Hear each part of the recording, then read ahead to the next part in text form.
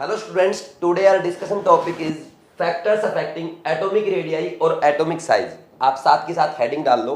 आज हम स्टार्ट कर रहे हैं फैक्टर्स अफेक्टिंग एटॉमिक रेडियाई और एटॉमिक साइज। एक ही बात है, चाहे एटॉमिक रेडियाई बोल दो चाहे एटॉमिक साइज बोल दो, ठीक। उसके बारे में हम पढ़ेंगे कौन से फैक्टर्स इसको इफेक्ट करेंगे और इसके बाद हम पढ़ेंगे हाइड्रेशन एनर्जी। तो फर्स्ट टॉपिक से स्टार्ट कर रहे हैं, फैक्टर्स अफेक्टिंग एटॉमिक रेडियाई और एटॉमिक साइज। इसमें फर्स्ट पॉइंट लिखो, फर्स्ट फैक्टर कौन सा है? Number of shells. देखो जैसे जैसे नंबर ऑफ सेल्स बढ़ेगी, किसी एलिमेंट में एक सेल है, किसी में 2 है, 3 है, 4 है, 5 है, तो जैसे जैसे नंबर ऑफ सेल्स बढ़ती जाएगी हम क्या बोलेंगे? एटॉमिक रेडियाई या एटॉमिक साइज इंक्रीज होगा। तो हम बोल देंगे as number of shells increase, as number of shells increase atomic size बोल दो या एटॉमिक रेडियाई बोल दो, एक ही बात है, एटॉमिक साइज इंक्रीज। समझ आ रही बात? जैसे मान लीजिए कोई एलिमेंट है, उसमें ये एक ही सेल है आपकी, किसी एलिमेंट में आपके ये ऐसे 2 सेल्स हैं, कोई एलिमेंट ऐसा हो सकता है जिसमें आपके 3 सेल हों, है ना? तो ये इसमें 1 है, इसमें 2 है, इसमें 3 है, तो सबसे बड़ा साइज इसका होगा। ये बात आपको आराम से समझ में आती है, ठीक। इसके बाद नेक्स्ट पॉइंट अपना जो होता है, अब हम करेंगे, एक तो ग्रुप में अलग देखेंगे, ग्रुप में सीक्वेंस क्या रहेगा, पीरियड में सीक्वेंस क्या रहेगा। तो सबसे पहला पॉइंट इसी में इसका सब पॉइंट है, हम लिखेंगे पहला इन ए ग्रुप।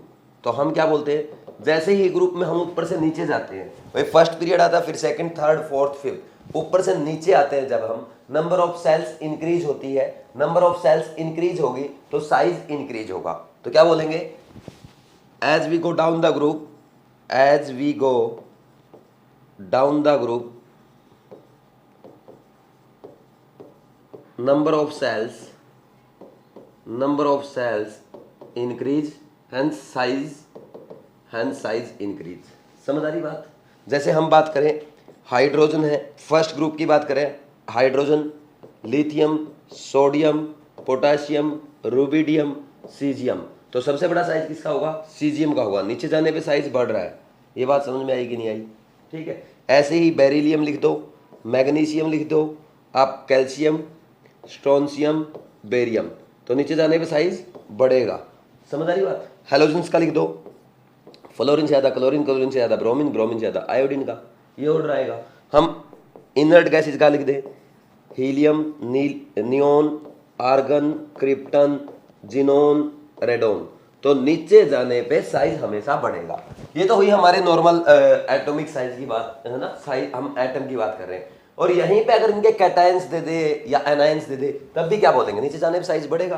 तो अगर आपको एग्जामिनर यहाँ पे इनके कैटायन या एनायन बना के दे दे, जैसे हम बोले lithium plus, sodium plus, potassium plus, rubidium plus, caesium plus, देखो सारे कैटायन क्या है? अपने एक ही ग्रुप के हैं, तो नीचे जाने पे हम बोलेंगे साइज बढ़ेगा, ठीक।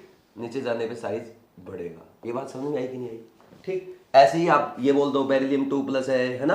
Beryllium 2+, Mg2+, calcium 2+, strontium 2+, barium 2+, ये ऑर्डर लिखना चाहो तो ये भी लिख सकते हो, बेरिलियम 2+, Mg2+ और कैल्शियम 2+, उसे बड़ा स्ट्रोंशियम 2+ और सबसे बड़ा बेरियम 2+ इस ग्रुप में, ठीक। इसके बाद अगर हम बोल दें एनायन की बात करें, F- है, Cl- है, Br- है, I- है, तो सबसे बड़ा एनायन I- होगा। तो ऐसे आप चेक कर सकते हो, ठीक। ये हो गया हमारा फर्स्ट पॉइंट। ग्रुप में हमेशा साइज बढ़ेगा, चाहे कैटायन हो, चाहे एनायन हो, चाहे हम एटम की बात कर लें, ठीक। अब नेक्स्ट पॉइंट आता है इन ए पीरियड। बी पॉइंट लिखो, इन ए पीरियड। पीरियड में क्या होता है भाई? पीरियड में देखो, जब भी ग्रुप में बात करेंगे ना, ग्रुप में बात करें हम टॉप टू बॉटम की, ठीक। ग्रुप में हम हमेशा बोलेंगे टॉप टू बॉटम, ऐसे टॉप टू बॉटम। समझ आ रही बात? As we go top to bottom, group में नीचे आने की बात होगी और हमेशा साइज बढ़ेगा, ठीक। जब भी पीरियड की बात करेगा, in a period, as we go left to right, होता क्या है भाई? क्या होगा इसमें? Effective nuclear charge increase, size decrease. इसका मतलब समझे आप? मैं बताता हूं, देखो जैसे अगर हम बात करें सेकंड पीरियड की या थर्ड पीरियड की, सेकंड पीरियड में जो आउटर मोस्ट सेल होती है वो सेकंड ही होती है, मतलब जितने भी उसमें इलेक्ट्रॉन और प्रोटॉन आएंगे। जैसे लिथियम से बात करें, लिथियम के बाद अपना आता है बेरिलियम, बेरिलियम के बाद boron, carbon, nitrogen, oxygen, fluorine, ऐसे आएंगे। तो जब हम लेफ्ट टू राइट जाते हैं तो सारे इलेक्ट्रॉन्स, जैसे पहले का है 2s1, फिर है 2s2, 2s2 2p1, 2s2 2p2, 2s2 2p3, 2s2 2p4, 2s2 2p5 किसका, फ्लोरीन का है। तो ऐसे इलेक्ट्रॉनिक कॉन्फ़िगरेशन है।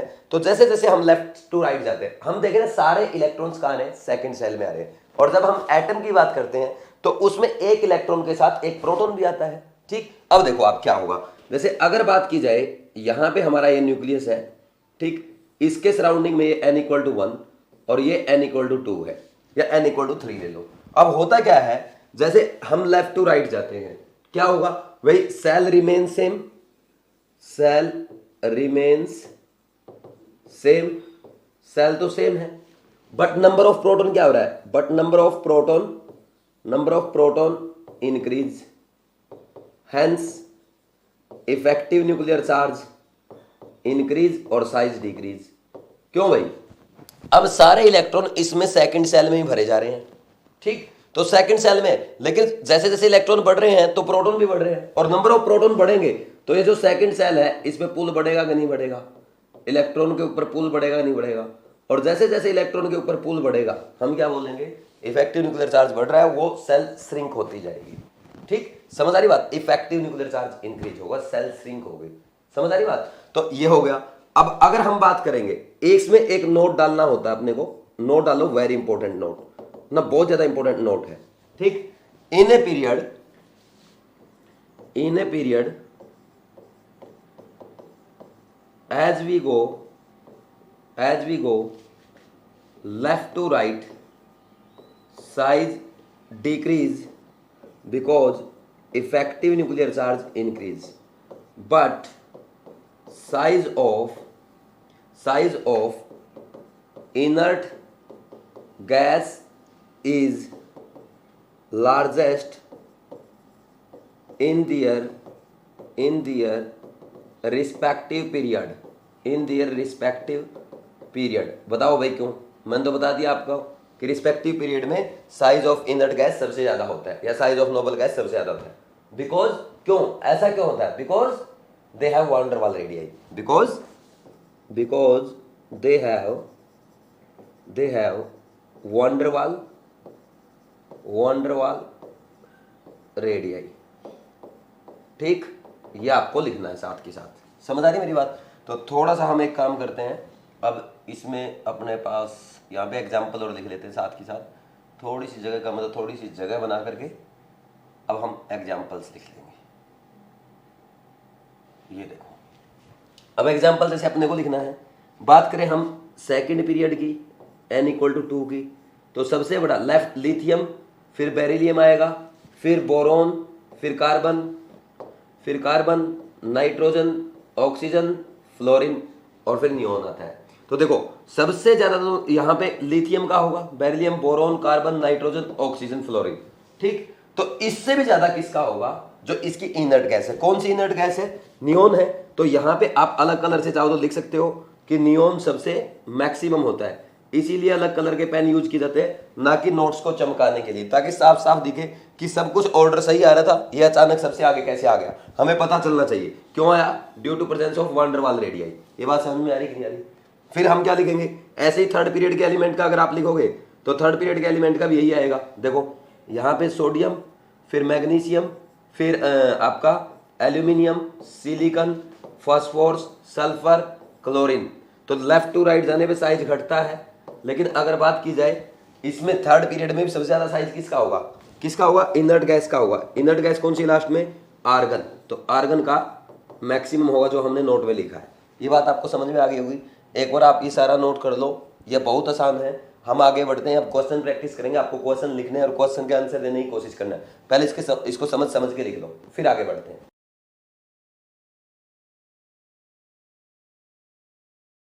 देखो ये 5 क्वेश्चन मैंने लिखे हैं, arrange the following in increasing order of their size.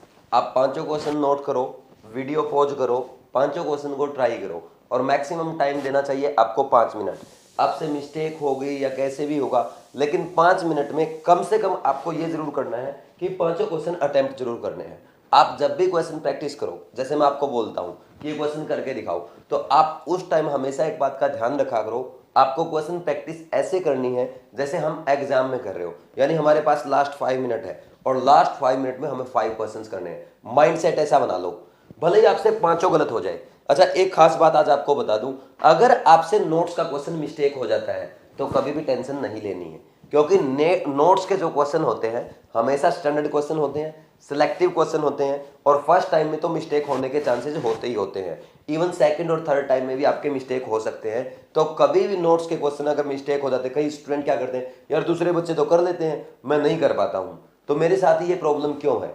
Actual में जब मैं पढ़ता था ये प्रॉब्लम मेरे साथ भी होती थी, मुझे लगता था यार दूसरे बच्चे कर लेते हैं, मैं नहीं कर पाता। लेकिन सच्चाई ये थी कि एग्जाम में मैं सबसे ज्यादा क्वेश्चन करता था और आराम से मेरी first rank, second rank, third rank अपनी कोचिंग में आ जाती थी। हमेशा टॉप 10, टॉप 20 में रहता था, मैक्सिमम टाइम टॉप 5 में रहता था। तो इसका रीजन यही था कि मैंने कभी भी टेंशन नहीं ली। ठीक है, अब नहीं हो रहा, क्योंकि मुझे इस बात की अच्छी तरह समझ थी अपने पढ़ाई के टाइम पे कि जो नोट्स के क्वेश्चन होते हैं वो टीचर अच्छे क्वेश्चन कराते हैं, स्टैंडर्ड क्वेश्चन कराते हैं। तो प्लीज कभी भी इनकी टेंशन ना लें।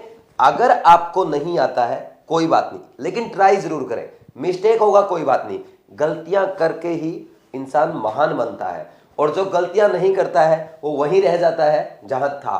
तो अगर आपको आगे बढ़ना है तो आप कोशिश करो, कोशिश करोगे तो मिस्टेक होंगी, मिस्टेक होगी तो हम कुछ सीखेंगे, और सीखेंगे तो हमें नॉलेज होगी, और नॉलेज होगी तो हम आगे बढ़ेंगे लाइफ में। तो हमेशा किसी भी फील्ड में जाओ, आप कोशिश करते रहो, मिस्टेक करते रहो, लेकिन मिस्टेक से हमेशा सीखते रहो, अपनी मिस्टेक्स को पेपर पे नोट करते रहो। चलो अब स्टार्ट करते हैं।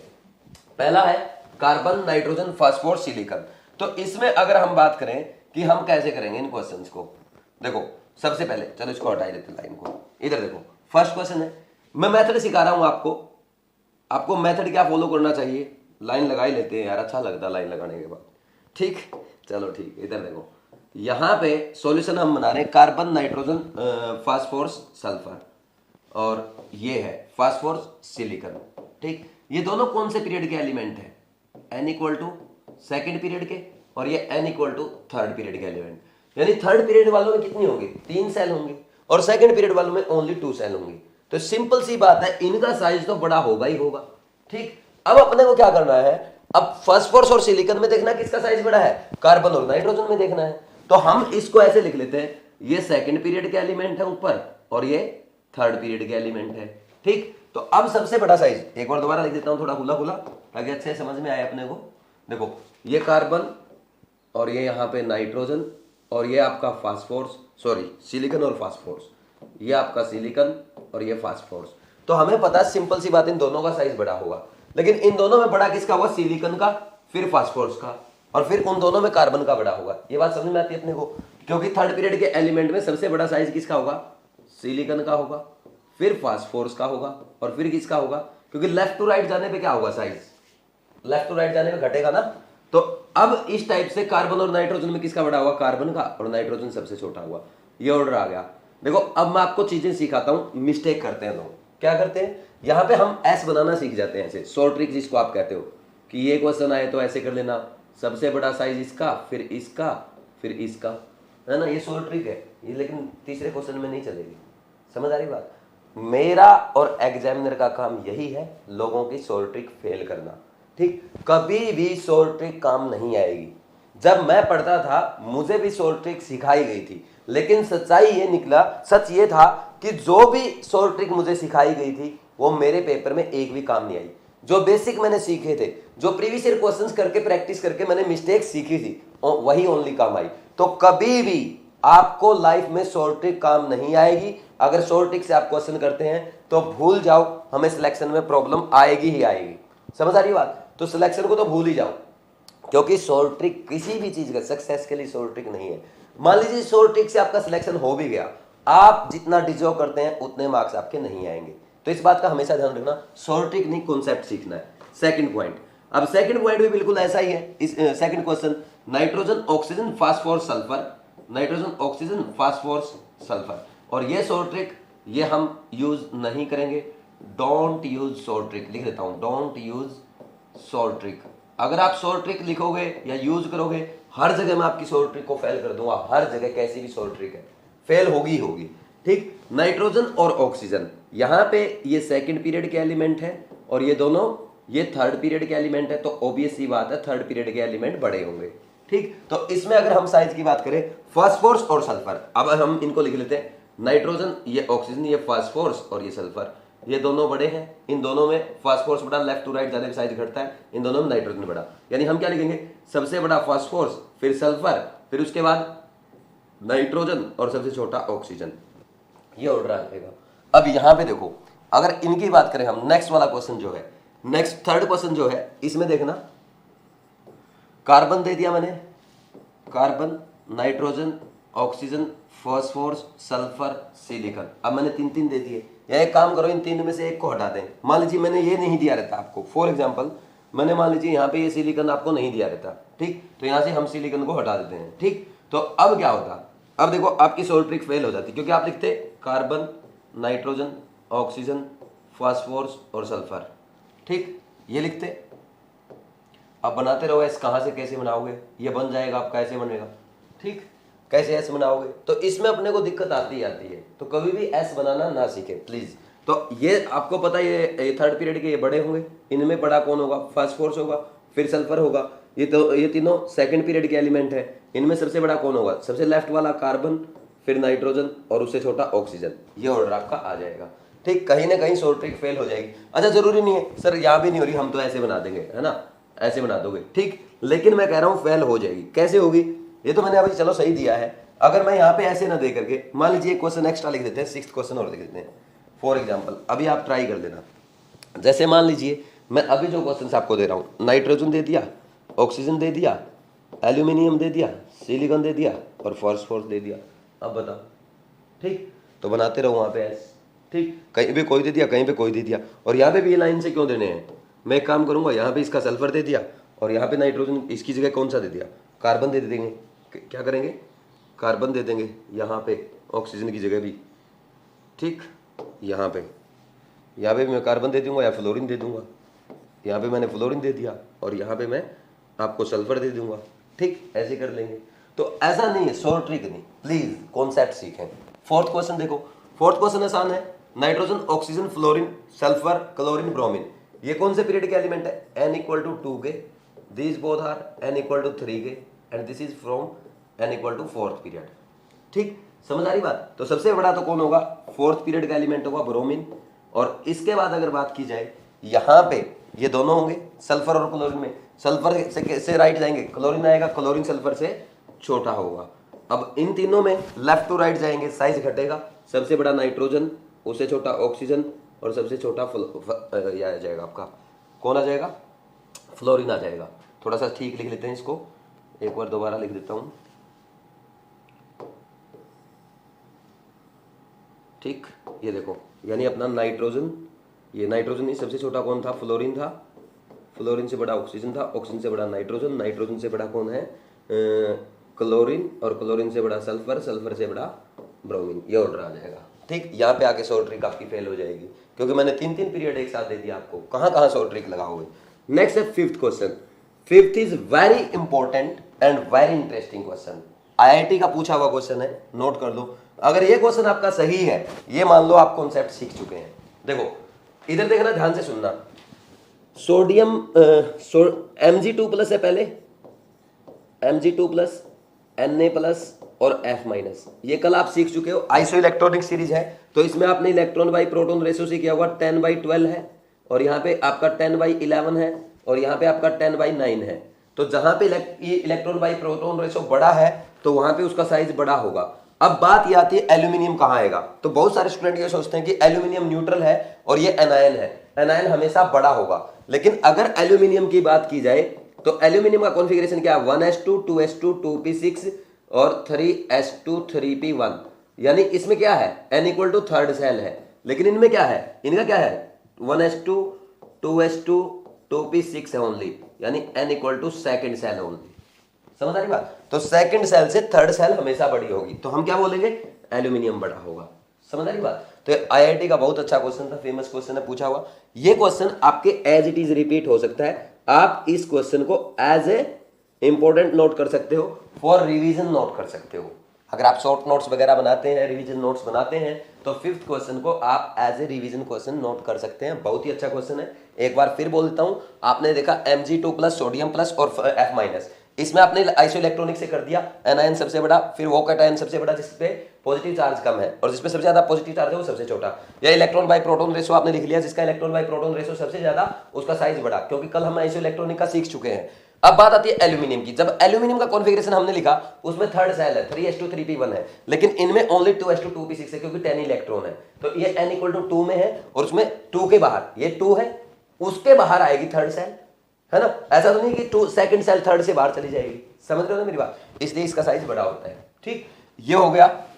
अब इधर देखो, nitrogen, fluorine, aluminium, silicon, sulphur, इसमें क्या है, नाइट्रोजन और फ्लोरीन ये दोनों छोटे होंगे, ये बड़े होंगे। इसमें साइज क्या आएगा भाई, ऐसे अगर आप इस बार वो बनाने की सोचेंगे तो यहाँ पे इसने कैसा दे दिया, ये आपको ऐसा दिया है, बना लो। अब इस बार आप ऐसे कैसे बनाओगे, ये एल्यूमिनियम, ये सिलिकॉन और ये सल्फर बीच में दे दिया, बनाते रहो ऐसे, ठीक नहीं बन पाएगा। तो हम क्या बोलेंगे, यहाँ पे साइज का जो ऑर्डर आने वाला है, सबसे बड़ा किसका आएगा, एल्यूमिनियम का, फिर सिलिकॉन का, राइट में जाएंगे साइज घटता जाएगा, सल्फर का और नाइट्रोजन का, फ्लोरीन सबसे छोटा, ये ऑर्डर आएगा। इसमें ज़्यादा बताने की जरूरत नहीं है। तो ये अच्छे से नोट करो, फिर और क्वेश्चन प्रैक्टिस करते हैं, इससे अच्छे क्वेश्चन प्रैक्टिस करते हैं। एक बार ये नोट कर लो।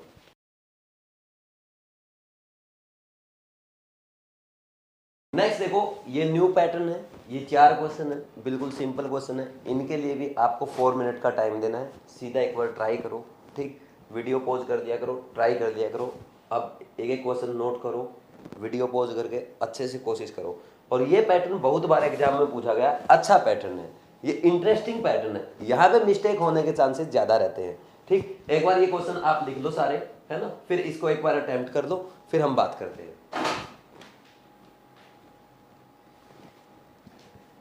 जैसे हम स्टार्ट कर रहे हैं फर्स्ट क्वेश्चन से, which of the following has smallest size, 1s2 2s1 1s2 2s2 2p5 1s2 2s2 2p1 1s2 2s2 2p3। देखो इन क्वेश्चंस को सोल्व करने का मेथड बताता हूँ। जब भी आपको इलेक्ट्रॉनिक कॉन्फ़िगरेशन दे रखा हो ना, आप ना उस एलिमेंट का सिंबल लिख लिया करो। तो यहाँ से जैसे हम इनका सिंबल लिखेंगे, ये वाला एलिमेंट कौन सा, 1s2 2s1 लिथियम है, ठीक है भाई, और बी वाला क्या है, 1s2 2s2 2p5 फ्लोरीन है, 1s2 2s2 2p1 बोरॉन है, 1s2 2s2 2p3 नाइट्रोजन है। यानी सारे सेकंड पीरियड के एलिमेंट दे रखे हैं आपको, और हमें पता है कि इसमें हम ऑर्डर क्या लिखेंगे। ऑर्डर क्या लिखोगे आप, सबसे बड़ा कौन होगा, लिथियम, फिर कौन होगा, लिथियम के बाद अगर हम बात करेंगे बोरॉन, और फिर नाइट्रोजन उससे छोटा, सबसे छोटा फ्लोरीन। लेफ्ट टू राइट जाने पे साइज घटता है, ये हम पढ़ के आए हैं। तो अब यहां से आप लिख सकते हो कि यहाँ पे ए सबसे बड़ा है, फिर उससे छोटा कौन है, उससे छोटा सी है, सी से छोटा कौन है, डी है, और बी सबसे स्मॉलेस्ट है। तो आंसर क्या आ जाएगा आपका, बी आ जाएगा। ठीक, ऐसे करते हैं, समझ आ गया। ठीक, या ऐसे ऐसे लिखना चाहो ऐसे लिख दे, ए सबसे बड़ा, फिर इसमें ए ऑप्शन सबसे बड़ा है, ए ऑप्शन के बाद आपका सी ऑप्शन सबसे बड़ा है, सी ऑप्शन के बाद डी ऑप्शन, और बी स्मॉलेस्ट। समझ आ रही बात। तो अब नेक्स्ट वाले क्वेश्चन में देखो, सेम इसमें करना है। इसमें नियोन का कॉन्फ़िगरेशन दिया गया है, यहाँ पे उसने Mg मैग्नीशियम का कॉन्फ़िगरेशन दे दिया है, यहाँ पे उसने सोडियम का कॉन्फ़िगरेशन दे दिया है, और 1s2 2s2 ये बेरिलियम का कॉन्फ़िगरेशन दिया है। तो हमें एक बात का पता है, सोडियम और मैग्नीशियम थर्ड पीरियड के एलिमेंट है, साफ साफ दिख रहा है थर्ड सेल है, तो बड़े तो सबसे ये होंगे। ठीक, नियोन इनसे छोटा होगा। तो नियोन की बात करें, और नियोन सेकंड पीरियड का एलिमेंट, ये भी सेकंड पीरियड का एलिमेंट, लेकिन नियोन क्या है, इनर्ट गैस है, तो इनर्ट गैस इससे बड़ी होगी। अपने रिस्पेक्टिव पीरियड में सबसे बड़ा साइज होता है। ठीक, तो नियोन का बड़ा होगा, यानी हम बोलेंगे बेरिलियम से बड़ा तो नियोन है, और इन दोनों से बड़े ये सेकंड पीरियड के एलिमेंट है n = 2, और ये क्या, दोनों थर्ड पीरियड के एलिमेंट है। तो थर्ड पीरियड वाले इनसे ही बड़े होंगे, और इन दोनों में सोडियम बड़ा होगा, और सोडियम से छोटा मैग्नीशियम होगा। तो सबसे छोटा साइज देख लो किसका है, डी आंसर आ जाएगा आपका। ऐसे करने होते हैं। अब यही सेम चीज मैंने क्या करके है, बस अब तो आप कॉन्सेप्ट समझ गए। अगर आपने मिस्टेक किया हो, एक बार और आपको अगर नोट कर रखा, आपको कोशिश करनी चाहिए, 30 सेकंड लगेंगे, एक बार और कोशिश करके देखो, है ना। मेरा तो काम है बताना, मैं तो बताऊंगा ही। जैसे 1s2 2s1 है, 1s2 2s1 में क्या होगा, यहाँ पे देखो, ये आपका लिथियम, ठीक, और ये 1s2 2s2 beryllium, and this is 1s2 2s2 2p4, this is oxygen atom, and 1s2 2s2 2p6, this is neon. Largest size बताना है आपको। तो as we go left to right size decrease, तो lithium सबसे बड़ा आएगा, ठीक, lithium सबसे बड़ा आएगा, फिर बेरिलियम और ऑक्सीजन इससे छोटा। लेकिन नियोन क्या है, इनर्ट गैस है। इनर्ट गैस अपने रिस्पेक्टिव पीरियड में सबसे बड़ी होती कि नहीं होती, तो लार्जेस्ट साइज पूछा उसने, तो लार्जेस्ट साइज आप डी आंसर बोल देंगे। समझ आ रही कि नहीं आ रही बात? ऐसे क्वेश्चन करने होते हैं। नेक्स्ट देख लो, 1s2 दे रखा है, हीलियम का कॉन्फिगरेशन दिया गया है 1s2 2s2 p6 सोडियम का कॉन्फिगरेशन दिया गया है। ये जो वाला जो कॉन्फिगरेशन लिखा है, आर्गन का कॉन्फिगरेशन लिखा हुआ है 1s2 2s2 p6 p5, this is configuration of chlorine. ये फर्स्ट पीरियड का एलिमेंट है, सबसे छोटा तो यही होगा भाई, सबसे छोटा हीलियम होगा। अब ये तीनों क्या है, थर्ड पीरियड के एलिमेंट है। थर्ड पीरियड के एलिमेंट जैसे as we go left to right size decrease, तो सोडियम बड़ा होगा, क्लोरीन छोटा होगा, और ये दोनों हीलियम से बड़े होंगे। लेकिन इनसे सबसे बड़ा आर्गन होगा, क्योंकि आर्गन क्या है, थर्ड पीरियड की इनर्ट गैस है। तो ये भी आपको समझ में आ गया होगा, सी आंसर आ जाएगा। तो ऐसे क्वेश्चंस अपने को करने होते हैं, तो इजी क्वेश्चंस है। मान लीजिए यहाँ पे अपने को ऐसे दे दिया जाता, मान लीजिए क्वेश्चन ऐसे भी दे दे, ठीक, इसमें एक ये दोनों सेम पैटर्न की हो गए, अलग हो जाए थोड़ा इसलिए लिख रहा हूँ। ए ऑप्शन दे दिया, मान लो 1s2 2s2 2p5, सेकंड दे दिया 1s2 2s2, थर्ड दे दिया आपको C option 1s2 2s2 2p1, and D option is 1s2 2s2 2p3। इसमें बताना आपको, तो सीधा क्या करोगे, वही अपना एक ही काम है, हम इसे क्या कर लेंगे, सिंबल लिख लेंगे। सिंबल क्या है, ये फ्लोरीन का है, ये क्या है, बेरिलियम का है, ये किसका है, बोरोन का है, and this is for nitrogen. तो लेफ्ट टू राइट जाएंगे, साइज घटेगा, बेरिलियम सबसे बड़ा, फिर बोरोन, फिर नाइट्रोजन, फिर फ्लोरीन। तो सबसे बड़ा कौन आ गया, बी आ गया। यहाँ पे मैंने 2 लिख रखा है, बी कर देना है यहाँ पे, बी सबसे बड़ा है। समझ आ रही कि नहीं आ रही बात? तो ऐसे करते हैं, लिखो इनको, फिर आगे बढ़ते हैं और क्वेश्चन करते हैं।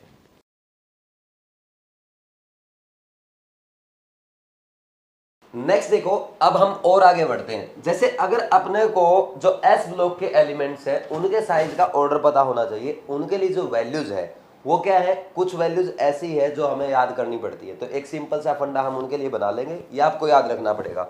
ठीक, देखो इसमें क्या है, lithium, sodium, potassium, rubidium, caesium, है ना, ये एलिमेंट्स है। यहाँ पे हमारे बेरिलियम, मैग्नीशियम, कैल्शियम, स्ट्रोंशियम और बेरियम। जो सेकंड पीरियड के एलिमेंट होते हैं वो थोड़े से छोटे होते हैं, और एक्चुअल में इनका फंडा ये होता है, यहाँ पे आपके सोल्व ट्रिक काम आएगी, यहाँ पे आपको यूज करना पड़ेगा वो डायग्राम जो आप पीछे बना रहे थे, क्योंकि इसमें सीधा सिंपल सा फंडा है, इसमें फेल होने के चांस है ही नहीं। इनमें सबसे बड़ा एलिमेंट होता है आपका सीजियम, फिर रुबिडियम, और फिर इनमें ये होता है सबसे बड़ा पोटेशियम के बाद इसका नंबर आएगा बेरियम का। यानी हम इसमें एक काम करते हैं, ऐसे बना देते हैं, ठीक, ये और ये ऐसे, देखो एन बना लेना, सुनील नैन बना लेना आप यहाँ पे, सुनील नैन, ठीक, यहाँ पे एस बना लेना जो आप पीछे बनाते आ रहे थे, ठीक, और ये सुनील नैन को जोड़ देना ऐसे, ठीक है, समझ आ रही बात, एस एन, सुनील नैन। अब आपको याद रहेगा, देखो कैसे होगा, इसमें सबसे बड़ा साइज जो होगा सीजियम का होगा। अब अपने को ऑर्डर लिखना है, सबसे बड़ा साइज आपको साफ साफ दिखाई दे रहा है, किसका है, सीजियम का। उसके बाद कौन आएगा, उसके बाद हमारा कौन आ रहा है, रुबिडियम।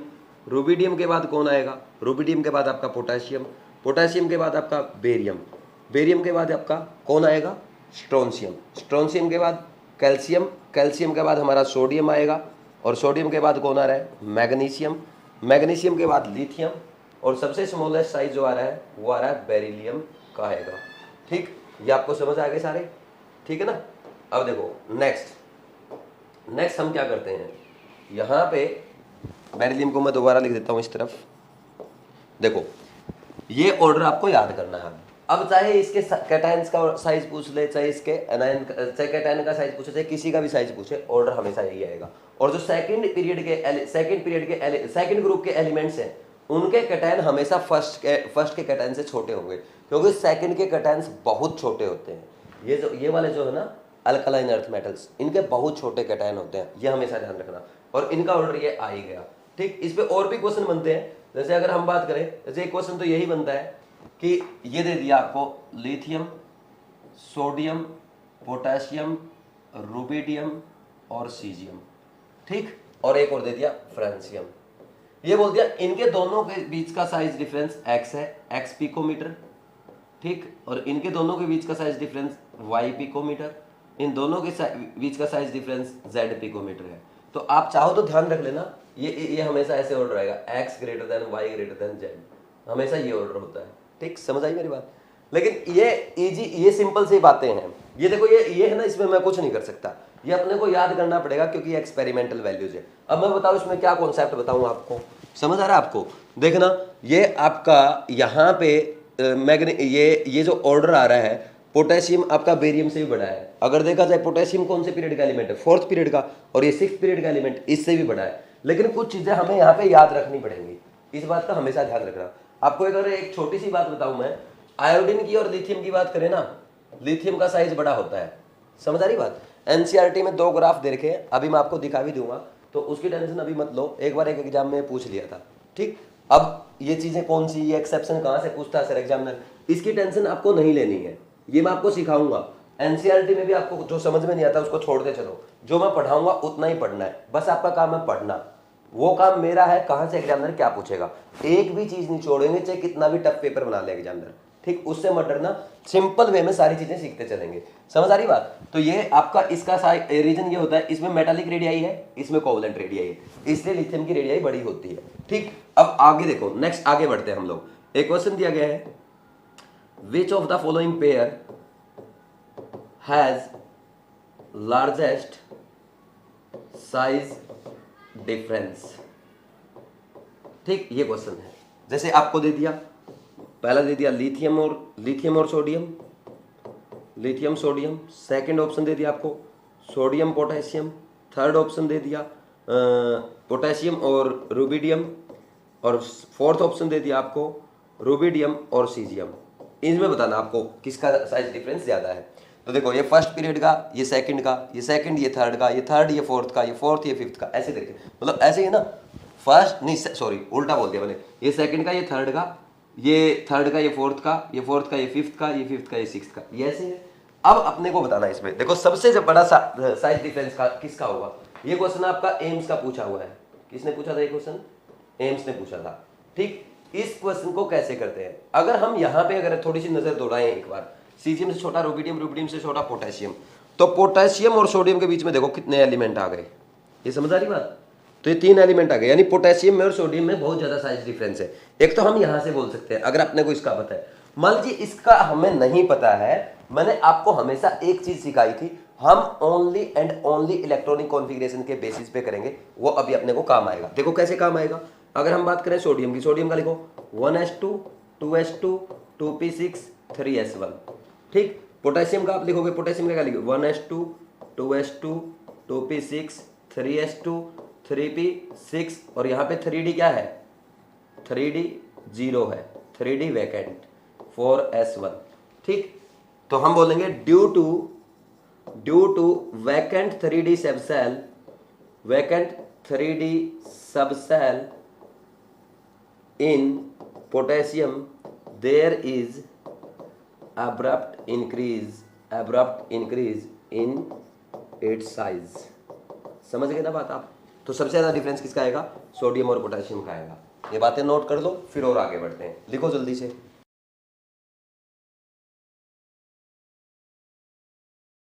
नेक्स्ट देखो, ये क्वेश्चन प्रैक्टिस हो गए अपने एस ब्लॉक के। इसके बाद अगर और हम एक एग्जांपल और प्रैक्टिस कर देते हैं, जैसे ये दे दिया आपने, पोटेशियम दे दिया, सोडियम दे दिया, आर्गन दे दिया, क्लोरीन दे दिया, फ्लोरीन दे दिया, नियोन दे दिया, ऐसा क्वेश्चन अगर अपने को दे दे, तो अपने को इसमें क्या समझना पड़ेगा। देखो ये जो एलिमेंट्स है हमारे, ये n = 3rd पीरियड के एलिमेंट है, and these both are 2nd period element, and this is 4th period element, ठीक। तो सबसे बड़ा साइज किसका होगा? सिंपल सी बात है, पोटेशियम का होगा। फिर 3rd पीरियड वालों का होगा।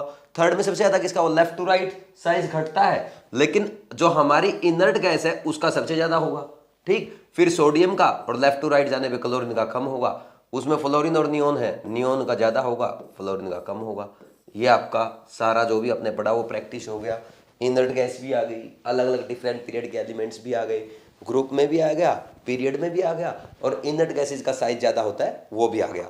अब देखो, अगर अपने से पूछे पोटेशियम और कैल्शियम में साइज किसका ज्यादा है, तो आप क्या कहोगे? पोटेशियम और कैल्शियम में लेफ्ट टू राइट, तो लेफ्ट टू राइट जाने पे साइज घटेगा। अगर मैं आपसे पूछूं पोटेशियम प्लस और कैल्शियम 2+ में साइज किसका है, अब इसमें भी 18 इलेक्ट्रॉन, इसमें भी 18 इलेक्ट्रॉन, इसमें 19 प्रोटॉन और इसमें 20 प्रोटॉन, तो ज्यादा प्रोटॉन इसमें है तो ज्यादा इलेक्ट्रॉन को खींचेंगे तो साइज छोटा होगा। इसी का साइज बड़ा रहेगा।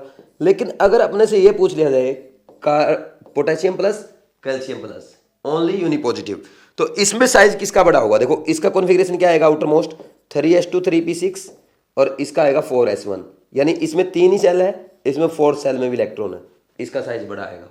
समझ आ रही बात? तो ये चीजें सीखने की है। हम ओनली इलेक्ट्रॉनिक कॉन्फ़िगरेशन से सारे क्वेश्चन सोल्व कर रहे हैं। मैंने आपको बताया था अगर इलेक्ट्रॉनिक कॉन्फ़िगरेशन के बेसिस पे आप काम करोगे कभी भी मिस्टेक नहीं होगी, ये बात हमेशा ध्यान रखो। नेक्स्ट पॉइंट, अगर हम और बातें करेंगे तो जैसे एक क्वेश्चन आया हुआ है आपके एग्जाम का, उसकी बात कर लें। जैसे ये है, अगर हम बात करें आयोडीन और जिनोन में, दोनों 5th पीरियड के एलिमेंट है। अब आयोडीन और जिनोन में किसका साइज बड़ा है? तो आप क्या कहेंगे? जिनोन का साइज बड़ा है, ऑब्वियस सी बात है, क्योंकि इसके पास वंडरवाल रेडियाई है। ठीक, इसके पास वंडरवाल रेडियाई है और इसके पास क्या है? इसके पास अगर हम बात करेंगे आपकी कोवलेंट रेडियाई होती है। ठीक, लेकिन बीएचयू ने क्या किया? बीएचयू आईआईटी बीएचयू जो है उसने ये किया कि बोला आयोडीन और जिनोन में आपको ये साइज का ऑर्डर बताना है, कोवलेंट रेडियाई का ऑर्डर बताना है। अब वो देखो वो क्या कह रहा है, जिनोन को है ना, अब आपको एलिमेंट मानना है ओनली, आप उसको इनर्ट गैस नहीं मानेंगे। वो दोनों की ही कोवलेंट रेडियाई का ऑर्डर पूछ रहा है। अब दोनों की कोवलेंट रेडियाई का ऑर्डर पूछेगा तो लेफ्ट टू राइट साइज घटता है, तो यहाँ पे आयोडीन का बड़ा हो जाएगा, इस बात का ध्यान रखना। लेकिन इतने टफ क्वेश्चन नीट में नहीं पूछे जाते हैं, ये भी ध्यान रखना। नीट के लिए इतना इंपॉर्टेंट नहीं है ये, इतने टफ नहीं पूछे जाएंगे। जैसे मैंने आपको अभी थोड़ी देर पहले वो भी करवाए थे साइज डिफरेंस वाले, एस ब्लॉक वाले, वो भी नीट में नहीं पूछे जाएंगे। वो एम्स वगैरह में पूछे जाते थे, नीट में नहीं पूछे जाएंगे। ठीक, इस बात का ध्यान रखना।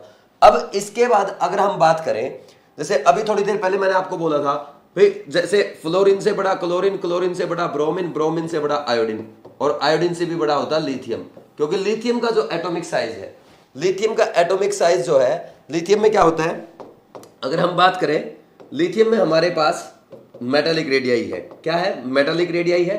और आयोडीन में क्या है?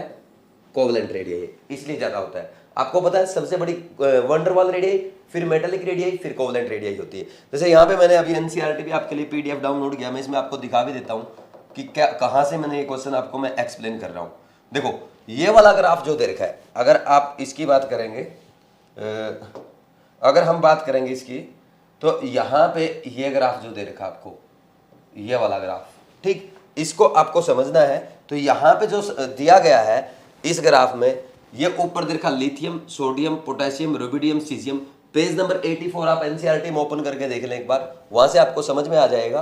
पेज नंबर 84 एनसीईआरटी में फिगर 3.4 बी, अगर आपकी एनसीईआरटी चेंज हो चुकी है, फिगर 3.4 बी, तो यहाँ पे साफ साफ दे रखा है नीचे फ्लोरीन का, क्लोरीन का, ब्रोमीन का, आयोडीन का, उनके साइज का ग्राफ दे रखा है, और ऊपर दे रखा है अपना एल्कली मेटल्स का। तो इसको कंपेयर कर रखा है, इसलिए यहां से क्वेश्चन पूछ सकता है। ये मैंने आपको बता दिया। जितने भी हैलोजेंस है सब, इनसे सबसे बड़ी क्या होगी? अल्कली मेटल्स होगी। और अल्कली मेटल का ऑर्डर आपको पता ही है, या आप अब कर लेंगे क्वेश्चन, है ना। एनसीईआरटी में एक बार ग्राफ देख लेना, अच्छे से बात समझ में आ जाएगी। इसका वहां पे साफ साफ लिखा हुआ 152 पिकोमीटर और इसका 133 होता है। आगे आपको पता सोडियम, पोटेशियम, रुबिडियम, वो तो इनसे बड़े होंगे ही होंगे। अब आपसे कुछ भी एग्जामिनर पूछता रहे, आप हमसे कर सकते हो। तो इसको लिखो, फिर हम और आगे बढ़ते हैं।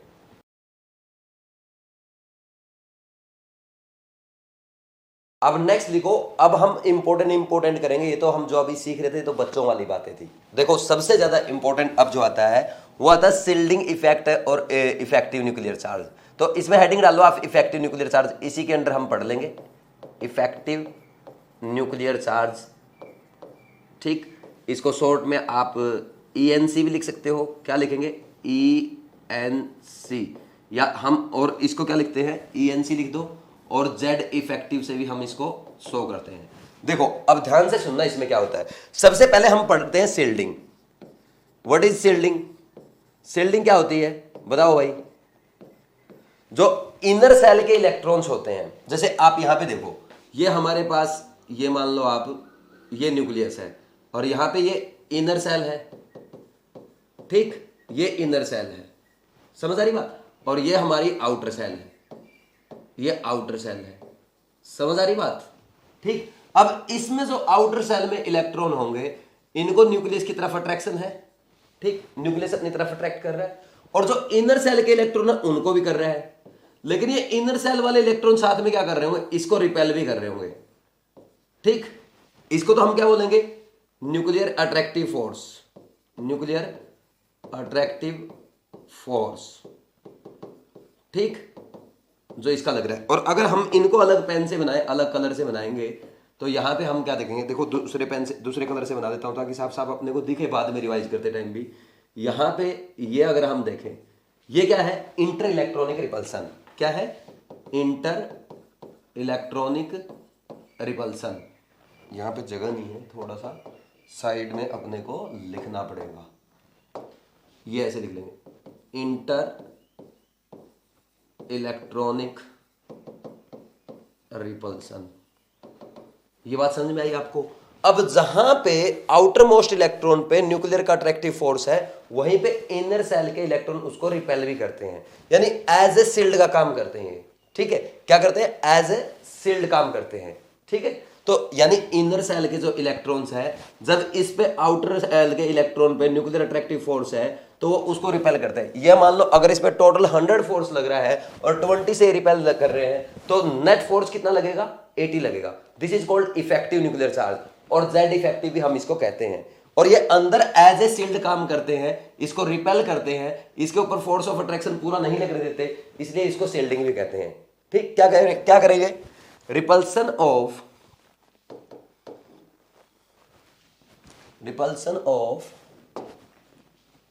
ठीक है, वाइट कर देते हैं, repulsion of outer most electron, outer cell electrons bye inner cell electron is called shielding, ठीक है भाई। अब देखो यहां पे क्या होगा, तो हम अब ये कहेंगे एज शील्डिंग इंक्रीज, जितनी ज्यादा शील्डिंग होगी वो उतना ज्यादा उसको रिपेल करेगा, उस पर उतना इफेक्टिव न्यूक्लियर चार्ज कम रहेगा, मतलब यानी उस पे इलेक्ट्रॉन का पुल, यानी न्यूक्लियस का पुल उतना कम रहेगा, उतना दूर रहेगा। इसका मतलब ये देखो भाई, अगर इसको ये ज्यादा खींचता है इलेक्ट्रॉन को न्यूक्लियस, तो ये ज्यादा पास आएगा, और इसके कारण, इनकी शील्डिंग के कारण इस पे न्यूक्लियर अट्रैक्टिव फोर्स कम हो जाता है, तो ये क्या रहेगा, इससे दूर रहेगा। समझ आ रही बात। तो हम ये कहेंगे shielding size is directly proportional to shielding, ये बोल सकते कि नहीं बोल सकते, ठीक। और हम ये भी कहेंगे as shielding increase effective nuclear charge decrease, यानी Z effective decrease, size increase. तो आप ये भी कह सकते हो size is inversely proportional to effective nuclear charge, effective nuclear charge जितना ज्यादा रहेगा साइज उतना कम रहेगा। ये बात समझ में आती है।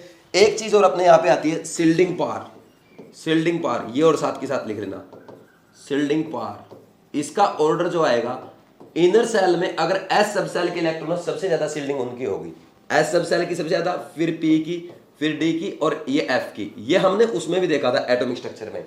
एस सब सेल की सबसे ज्यादा शील्डिंग इसलिए होती है क्योंकि वो एक तो सिमेट्रिक होती है, ठीक, चारों तरफ से एक जैसा ही लगाएगी, ठीक, चारों तरफ से वो सिमेट्रिक है, स्फेरिकल है, तो चारों तरफ से इक्वल रिपल्सन करेगी, ठीक। और न्यूक्लियस के सबसे ज्यादा पास भी होती है, ठीक। तो बाहर की जितनी भी सब सेल्स हैं उनके इलेक्ट्रॉन को रिपेल करेगी। तो सबसे ज्यादा शील्डिंग एस की, फिर पी की, फिर डी की, फिर एफ की। एफ सब सेल के इलेक्ट्रॉन सबसे कम रिपेल करेंगे, ये समझ लो, ठीक। तो हम बोलेंगे जितनी ज्यादा शील्डिंग होगी उतना इफेक्टिव न्यूक्लियर चार्ज कम होगा, साइज उतना ही ज्यादा होगा। ये बात समझ में आई। अब हम ये भी बोल सकते हैं एस सब सेल में जितने ज्यादा इलेक्ट्रॉन होंगे उतनी ज्यादा शील्डिंग, उतना ज्यादा साइज, क्योंकि इफेक्टिव न्यूक्लियर चार्ज कम होगा। और एफ सब सेल में अगर इलेक्ट्रॉन होंगे तो एफ सब सेल में इलेक्ट्रॉन होने की वजह से क्या होगा, एफ सब सेल में इलेक्ट्रॉन होने की वजह से उनकी शील्डिंग कम होगी, वो रिपेल कम करेंगे तो इफेक्टिव न्यूक्लियर चार्ज बढ़ेगा, न्यूक्लियस उसको खींचेगा, और खींचेगा तो साइज घटेगा। समझ आ रही बात। तो एफ सब सेल में जैसे जैसे इलेक्ट्रॉन बढ़ते हैं उससे क्या हो जाता है, इफेक्टिव न्यूक्लियर चार्ज बढ़ जाता है, शील्डिंग घट जाती है और साइज घट जाता है। ये बात समझ में आती है अपने को, ठीक। और यही लेंथेनॉइड कॉन्ट्रैक्शन है जो इस पॉइंट के बाद हम पढ़ेंगे, ठीक है। तो एक काम कर दो, यहां पे order of D block electrons, D block elements, order of size of D block elements, ऐसा लिख दो, order of size of D block elements, हम यहां पे ये लिखेंगे। अब इसमें देखना क्या होता है, जैसे अगर हम बात करें यहां पे हम कैसे चलेंगे, 3D की बात करते हैं मेनली, वही आपसे पूछता है। देखो साइंस टीचर, विनीता, कृपलानी, मन, फे, को, नी, क्यों जान जलाती हो। समझ आ रही बात। अब इसमें देखो, जब हम लेफ्ट टू राइट जाते हैं, वैसे नॉर्मली हम बोलते हैं साइज घटता है, तो यहां पे भी साइज घटेगा, ये ऐसे ऑर्डर आएगा। ठीक, इसका 164 पिकोमीटर होता है, इसका 148 आएगा, इसका आपका अप्रोक्स 135 आता है, इसका आपका 129 आएगा और इसका 127 आता है। तो यहां पे भी साइज इसका 126 होता है, लेकिन इनका अप्रोक्स सेम होता है। चाहे आप एनसीईआरटी में 12th के एनसीईआरटी में डायग्राम देख लेना एक बार, 125 होगा। ठीक, लेकिन इनका जो साइज है वापस बढ़ जाता है। कॉपर का आता है आपका 128 और जिंक का आता है अप्रोक्स 137 पिकोमीटर। समझ आ रही बात। तो यहाँ देखो, ये साइज घटता जा रहा है लगातार यहाँ पे, और यहाँ बीच में आके अप्रोक्स साइज यहाँ पे इनका सेम हो जाता है, फिर वापस लास्ट में जाकर के बढ़ने लग जाता है। अब ध्यान से सुनना इसका रीजन। अब यहाँ पे हम क्या करेंगे, अब आगे सीखेंगे हम लोग डी सबसेल जो है। तो डी सबसेल में जितने नंबर ऑफ इलेक्ट्रॉन्स बढ़ेंगे, तो नंबर ऑफ इलेक्ट्रॉन्स बढ़ने से as number of electrons in d subshell increase, तो क्या होगा, शिल्डिंग कम होगा, इफेक्टिव न्यूक्लियर चार्ज ज्यादा होगा, साइज कम होगा। समझ आई बात। लिख भी देता हूं ये चीजें मैं यहाँ पे, इसको थोड़ा सा हम छोटा बना लेंगे और अब यहां पे लिखते हैं। देखो, as number of electrons in d subshell increase, क्या होगा, डी सबसेल में इंक्रीज होंगे तो शिल्डिंग कम होगा, है ना, इफेक्टिव न्यूक्लियर चार्ज या जेड इफेक्टिव ज्यादा होगा, साइज कम होगा। तो आप देख रहे हो जैसे इसमें 3D1 है, 3D2, 3D3, 3D4, 3D5, जैसे जैसे इसमें इलेक्ट्रॉन बढ़ते जा रहे हैं साइज घटता जा रहा है। ठीक, ये घटता ही जाएगा लगातार। तो ऐसे इनका अप्रोक्स सेम हो जाता है। ठीक, क्योंकि यहाँ पे फिर वापस पेयरिंग स्टार्ट हो जाती है। अब आप बोलेंगे सर इधर आके वापस क्यों बढ़ गया कॉपर और जिंक में, क्योंकि यहाँ पे इलेक्ट्रॉनिक कॉन्फ़िगरेशन आप देखेंगे 3D10 है, 4s1, 3D10 और 4s2। तो यहाँ पे क्या है, फुल फील्ड है। ठीक, उसमें आपस में इंटर इलेक्ट्रॉनिक रिपल्सन भी होता है, वहां पे फुल फील्ड सबसेल है, ये भी रीजन है। ठीक, तो थोड़ा सा साइज यहाँ पे बढ़ जाता है। यहाँ पे हम ये बोलेंगे शिल्डिंग इफेक्ट कम है ना, किससे, जेड इफेक्ट नहीं, शिल्डिंग ज्यादा है, शिल्डिंग पावर ज्यादा है, किससे, जेड इफेक्टिव से। और यहाँ पे शिल्डिंग इफेक्ट और जेड इफेक्टिव जो है वो एक दूसरे को कंपनसेट करते नजर आ रहे हैं। लेकिन यहाँ पे क्या हो रहा है, शिल्डिंग से ज्यादा इफेक्टिव कौन है, जेड इफेक्टिव है, इसलिए साइज घटता जा रहा है। ठीक, यहां तक शिल्डिंग से ज्यादा इफेक्टिव, जेड इफेक्टिव। यहाँ पे शिल्डिंग और जेड इफेक्टिव एक दूसरे को कंपनसेट करते हैं, इसलिए साइज ऑलमोस्ट सेम रहता है। और लास्ट में जाके कॉपर और जिंक में शिल्डिंग ज्यादा इफेक्टिव हो जाती है। ठीक, वो ज्यादा रिपल्सन हो जाता है क्योंकि वो पूरी सबसेल भरी हुई है, तो 10 इलेक्ट्रॉन्स है उसमें, वो सिमेट्रिक है, इसलिए ज्यादा रिपेल करेगी। तो आपको समझ में रटने की जरूरत नहीं है। देखो क्या हो रहा है, साइंस टीचर विनीता करमानी, मन फेकोनी, है ना, इस तक, जब तक उसमें 5 इलेक्ट्रॉन आए तब तक घटता है, यानी आयरन का भी इवन घटता है, लेकिन आयरन, कॉपर और निकल का ऑलमोस्ट सेम है। तो जैसे ही सबसेल फुल फिल्ड होती है, डी सबसेल, तो कॉपर का और जिंक का बढ़ने लग जाता है। ये ऑर्डर करना आपने को, इसको लिखो फिर और आगे बढ़ते हैं।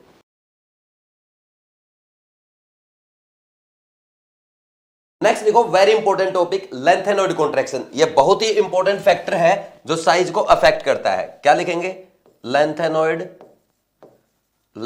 कॉन्ट्रैक्शन। ठीक, देखो भाई, जैसा लेंथेनॉइड कॉन्ट्रैक्शन होता है वैसा ही एक्टेनॉइड कॉन्ट्रैक्शन होता है, लेकिन एक्टेनॉइड कॉन्ट्रैक्शन में पढ़ाऊंगा नहीं आपको, उसकी जरूरत हमें नहीं पड़ती है। लेकिन एक बात का ध्यान रखना, आप जो लेंथेनॉइड कॉन्ट्रैक्शन हम पढ़ रहे हैं बिल्कुल वैसे का वैसा एक्टिनॉइड कॉन्ट्रैक्शन है। यहाँ पे हम बोल देंगे 4f सबसेल, वहां पे बोल देंगे 5f सबसेल, बस इतना सा डिफरेंस है। देखो होता क्या है, अगर हम बात करें लेंथेनॉइड्स की, तो लेंथेनॉइड की अगर बात करोगे, होता क्या लेंथेनॉइड में, इलेक्ट्रॉनिक कॉन्फ़िगरेशन क्या आएगा, इलेक्ट्रॉनिक कॉन्फ़िगरेशन बोलो भाई क्या आएगा, 4f 1 to 14 तक एलिमेंट इलेक्ट्रॉन आएंगे, फिर 5d में 0 से 1 तक आते हैं, और 4s में, सॉरी 6s में क्या आएंगे, इसमें 0 से 1, 5d में 0 से 1 के बाद 6s में 2 इलेक्ट्रॉन आएंगे। अब देखो इलेक्ट्रॉन इसमें मेनली कहां पे फील्ड होते हैं, आपके 4f सबसेल में, और 4f सबसेल का, f सबसेल का शिल्डिंग क्या होगा, कम होगा। f सबसेल का शिल्डिंग कम होगा तो वो उसको मतलब रिपेल कम करेगा, ये 4f सबसेल है, इसके बाद 5d और 6s, तो ये 4f जो है, ये 4f जो है, ये आउटर मोस्ट सेल यानी 6s के इलेक्ट्रॉन को कम रिपेल करेगा क्योंकि इसका शिल्डिंग कम है, और कम रिपेल करेगा तो इस पे इफेक्टिव न्यूक्लियर चार्ज क्या होगा, ज्यादा होगा, यानी ये सेल को क्या करेगा, थोड़ा सा श्रिंक कर देगा, क्या होगी, ये कॉन्ट्रैक्ट हो जाएगी, 6s सब सेल क्या हो जाएगी, 6s क्या होगा, क्या हो जाएगा, कॉन्ट्रैक्ट हो जाएगा। किसके कारण कॉन्ट्रैक्ट हुआ, f सब सेल के क्या, f सब सेल की कम शिल्डिंग होने के कारण Z इफेक्टिव बढ़ गया, जिसके कारण वो क्या हो गई, कॉन्ट्रैक्ट हो गई। और कॉन्ट्रैक्ट हुआ क्यों, क्योंकि उसमें लेंथेनॉइड्स के 4f के 14 इलेक्ट्रॉन फिलअप हुए थे, इसलिए तो इसलिए इसको क्या कहते हैं, लेंथेनॉइड कॉन्ट्रैक्शन कहते हैं। थोड़ा समझ में आ, एक बार लिख लो, फिर आगे आगे मैं इसको बार बार रिपीट करूंगा और अच्छे समझ में आ जाएगा। देखो इन लेंथेनॉइड्स लिखो, साथ के साथ लिख लो, in lanthanoids electrons are filled in 4f subcell which have less shielding power,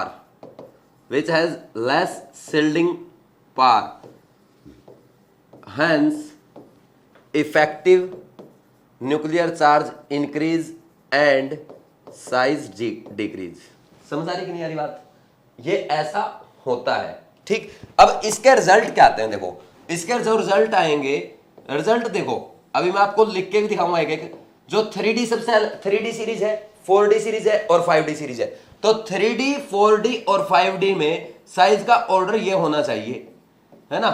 तो ऐसा ना होकर के हम बोल देते हैं 3D से ज्यादा 4D का साइज होगा, क्योंकि नीचे जा रहे हैं हम ग्रुप में, 4D से ज्यादा 5D का होगा, लेकिन 3D का कम रहेगा 4D और 5D से, लेकिन 4D और 5D का अप्रोक्स सेम हो जाता है, क्योंकि जब 5D में इलेक्ट्रॉन आएंगे तो उससे पहले 4f में इलेक्ट्रॉन फिलअप हो चुके होंगे, ठीक। जिसका क्या है, शिल्डिंग कम है, शिल्डिंग कम होने से इफेक्टिव न्यूक्लियर चार्ज ज्यादा होगा, तो आउटर मोस्ट सेल कॉन्ट्रैक्ट हो जाएगी और साइज घट जाएगा।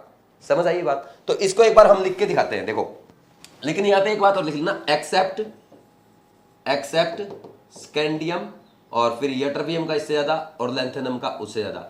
यहां पे आपका लेंथेनॉइड कॉन्ट्रैक्शन नहीं लगता, क्यों नहीं लगता अभी आपको समझ में आ जाएगा। देखो अगर हम बात करें यहां पे 3D सीरीज की, तो 3D सीरीज कैसे लिखेंगे हम लोग, 3D सीरीज कैसे लिखते हैं, देखो ये आपकी 3D सीरीज है, साइंस टीचर विनीता कृपलानी मन फे को नी क्यों जान जलाती हो।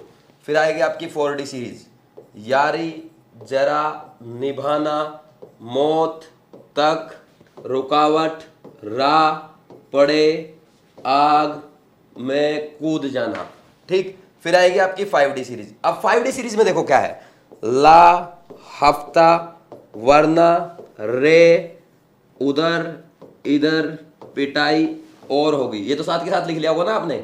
अब देखो क्या होता है, यहां पे अगर हम बात करें, ये 3D सीरीज है, ठीक। मेन चक्कर पड़ता है 5D सीरीज का। यहां पे इसका एटॉमिक नंबर 57 है और इसका है 72। इनके बीच में क्या आए, लेंथेनॉइड्स आए, कहां से कहां तक आए आपके, 58 से 71 तक के एटॉमिक नंबर के लेंथेनॉइड्स आए। ये क्या है, लेंथेनॉइड है, ठीक। और इनमें इलेक्ट्रॉन कहां पे फिलअप हुए हैं, लेंथेनॉइड में इलेक्ट्रॉन कहां फिलअप हुए हैं, 4f में 1 से 14 तक, ये 14 इलेक्ट्रॉन यहां पे आए हैं। क्योंकि अगर एटॉमिक नंबर का डिफरेंस 14 है उनका 58 से 71 तक, तो उनमें क्या करेगा, मतलब एक एक प्रोटॉन बढ़ रहा है और न्यूट्रल एटम है तो एक एक प्रोटॉन के साथ एक एक इलेक्ट्रॉन भी बढ़ रहा है, सिंपल सी बात है। तो 14 इलेक्ट्रॉन आए लगातार, ये सारे 4f सबसेल में आए हैं। समझ आई बात।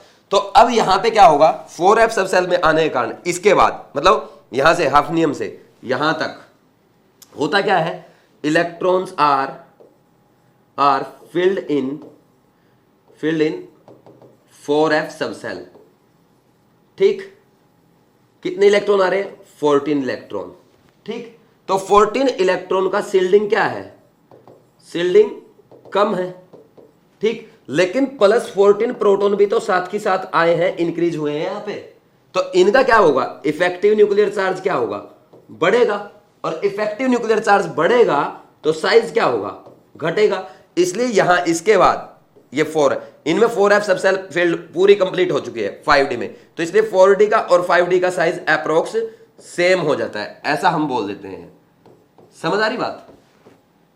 ये हो जाएगा। और यहां पे आपका ये तो पता आपको 3D का तो छोटा रहेगा ही रहेगा। समझ आ रही बात? अब जो हमने वहां पे लिखा एक्सेप्शन उसकी बात करते हैं। देखो लेंथेनम का साइज और यट्रियम का इक्वल क्यों नहीं है? क्योंकि लेंथेनम का जो कॉन्फ़िगरेशन होता है, हमेशा हम ओनली इलेक्ट्रॉनिक कॉन्फ़िगरेशन से सीखेंगे सारी चीज। 4f में 0, 5d में 1 और 6s में 2 इलेक्ट्रॉन होते हैं। अब 4f में इलेक्ट्रॉन्स ही नहीं है तो 4f सब सेल की शील्डिंग पावर क्यों कंसीडर करेंगे? करना ही नहीं है। तो इसलिए यहां पे ऑर्डर आपका यही रहेगा और ये आपको ध्यान रखना है, एग्जाम में पूछा जाता है, यहां से क्वेश्चन पूछा जाता है। ठीक, बाकी इनका अप्रोक्स सेम हो जाता है ना। ऐसा भी नहीं है कि 4d और 5d बिल्कुल बराबर हो जाएगा, ऐसा भी नहीं। हमेशा ये मान के चलो आप, जो हम बोलते हैं 3d से ज्यादा 4d और 4d से ज्यादा 5d तो रहेगा, अप्रोक्स सेम हो जाता है, ये बोल सकते हैं, है ना। ये कुछ लोग क्या करते हैं, बोला 3d से ज्यादा 5d, 5d से ज्यादा 4d का हो जाता है due to length and contraction. इतना फर्क नहीं पड़ता, साइज घटता है, ये नहीं कि बिल्कुल छोटा हो जाएगा, थोड़ा बहुत फर्क पड़ता है। समझ आ रही बात? लेकिन हाँ ये जरूर है कि साइज कॉन्ट्रैक्ट जरूर होता है। इसका इफेक्ट हम आयनाइजेशन एनर्जी पे भी नेक्स्ट लेक्चर में देखेंगे, तो आपको अच्छे से ये समझ में आ जाना चाहिए। एक बार फिर बोल देता हूं, लेंथ एंड कॉन्ट्रैक्शन क्या है? जब 5d सीरीज में 4f में 14 इलेक्ट्रॉन्स की फीलिंग होती है, तो 14 इलेक्ट्रॉन की फीलिंग आपकी 4f सबसेल में होती है। तो 4f सबसेल यानी f सबसेल की शील्डिंग कम होती है, तो वो आउटर मोस्ट सेल को, ये 4f सबसेल है, ये आउटर मोस्ट सबसेल को कम रिपेल करती है, कम शील्ड करती है, इसलिए उसके ऊपर इफेक्टिव न्यूक्लियर चार्ज बढ़ जाता है, जेड इफेक्टिव बढ़ जाता है, तो वो कॉन्ट्रैक्ट हो जाएगा। इफेक्टिव न्यूक्लियर चार्ज बढ़ने से ये 6 सेल क्या वो कॉन्ट्रैक्ट हो जाएगी, जिसके कारण साइज उसका घट जाता है। तो ये मैंने आपको सिखाया है और इसका रिजल्ट ये आता है 3d 4d, 3d से ज्यादा 4d का साइज और 4d और 5d का अप्रोक्स सेम हो जाता है। एक बार इसको लिखो फिर आगे बढ़ते हैं।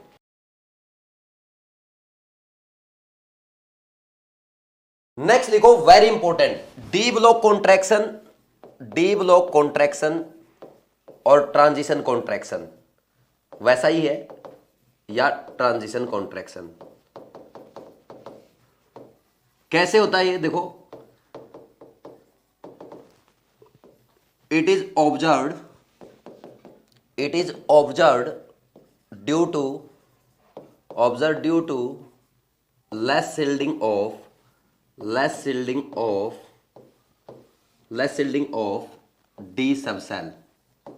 ठीक, तो डी सबसेल की क्या होगी? लेस शिल्डिंग होगी, शिल्डिंग कम होगी। जैसे ही शिल्डिंग पावर कम होगी तो शिल्डिंग घटने से इफेक्टिव न्यूक्लियर चार्ज बढ़ जाएगा और साइज घट जाएगा। यही चीज हम सीखते आ रहे हैं। देखो इसका रिजल्ट कहां देखने को मिलता है, जैसे अगर हम बात करें ग्रुप 13 और 14 की, यहां पे यह आएगा आपका बैंगन, आलू, गाजर इन थैला, कहे सीता जी सुनो प्रभु, ये पढ़ते हम लोग। अब यहां पे ध्यान से सुनना, अब होता क्या है, यहां पे अगर हम बात करें इससे पहले ये 21 से 30 तक ये 3d सीरीज आई है गैलियम से पहले। ठीक, गैलियम का एटॉमिक नंबर 31 है, तो यहां पे जो इलेक्ट्रॉन की फीलिंग हुई है वो 3d सबसेल में हुई, 3d से 1 से 10 तक। अब डी सबसेल का क्या होगा? कॉन्ट्रैक्शन लगेगा और डी सबसेल का शील्डिंग कम होगा, इसलिए क्या होगा? उस पर इफेक्टिव न्यूक्लियर चार्ज बढ़ेगा, यानी डीप ब्लॉक कॉन्ट्रैक्शन लगेगा, ट्रांजिशन कॉन्ट्रैक्शन लगेगा। तो होना चाहिए एल्यूमिनियम से बड़ा गैलियम, लेकिन इस केस में आपका एल्यूमिनियम बड़ा हो जाता है। ऐसे नीचे आने पर साइज बढ़ना चाहिए, लेकिन गैलियम का साइज छोटा हो जाता है। हम बोलेंगे बोरोन से बड़ा एल्यूमिनियम, क्योंकि सेकंड पीरियड का है, थर्ड पीरियड का है, फोर्थ पीरियड का। अब फोर्थ पीरियड वाला थर्ड पीरियड से बड़ा होना चाहिए था, यानी गैलियम एल्यूमिनियम से बड़ा होना चाहिए था। लेकिन हुआ क्या, एल्यूमिनियम जो है वो बड़ा हो गया गैलियम से। क्यों? क्योंकि गैलियम से पहले हम क्या करेंगे, 3d सबसेल फुलफिल्ड है। क्या कॉन्फ़िगरेशन है गैलियम का? 3d 10 4s2 4p1 है कि नहीं है? ठीक, तो ये डी सबसेल का आउटर मोस्ट सबसेल पे जो शील्डिंग है वो कम लगता है, रिपल्सन कम लगता है, इसलिए इफेक्टिव न्यूक्लियर चार्ज बढ़ जाता है, उसका साइज घट जाता है। ठीक, यहां पे फिर इसकी अगर बात करें इंडियम और थैलियम की, तो यहां पे कौन सा आ गया? इसमें क्या लगेगा? यहां पे लगेगा लेंथेनॉइड कॉन्ट्रैक्शन। लेंथेनॉइड कॉन्ट्रैक्शन क्यों? क्योंकि कौन से पीरियड का है ये? हमारा 6th पीरियड का एलिमेंट है।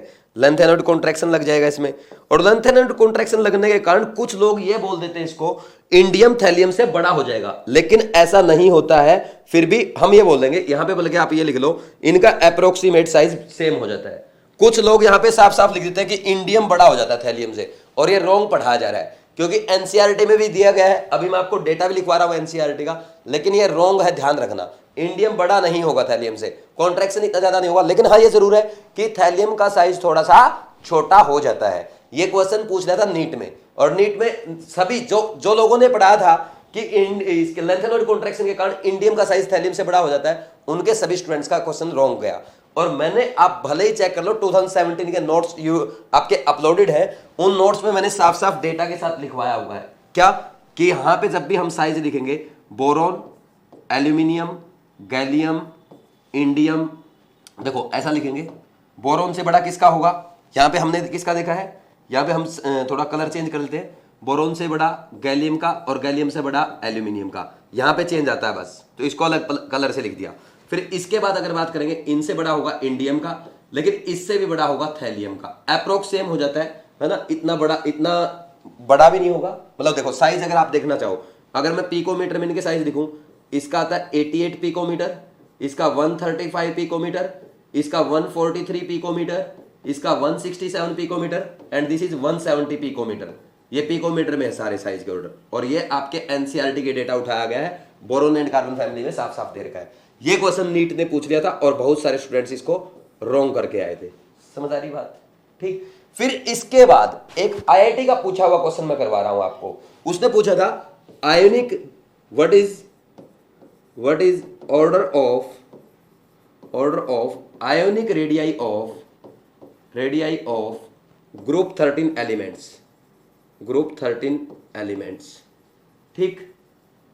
4 ऑप्शन दे दिए थे, उसने आयंस के फॉर्म में नहीं लिखा, उसने सीधा पूछ लिया। अब देखो आयन की फॉर्म में कैसे आएंगे, बोरॉन 3+, एल्यूमिनियम 3+, फिर आएगा गैलियम 3+, फिर आएगा इंडियम 3+, और फिर आएगा आपका थैलियम 3+।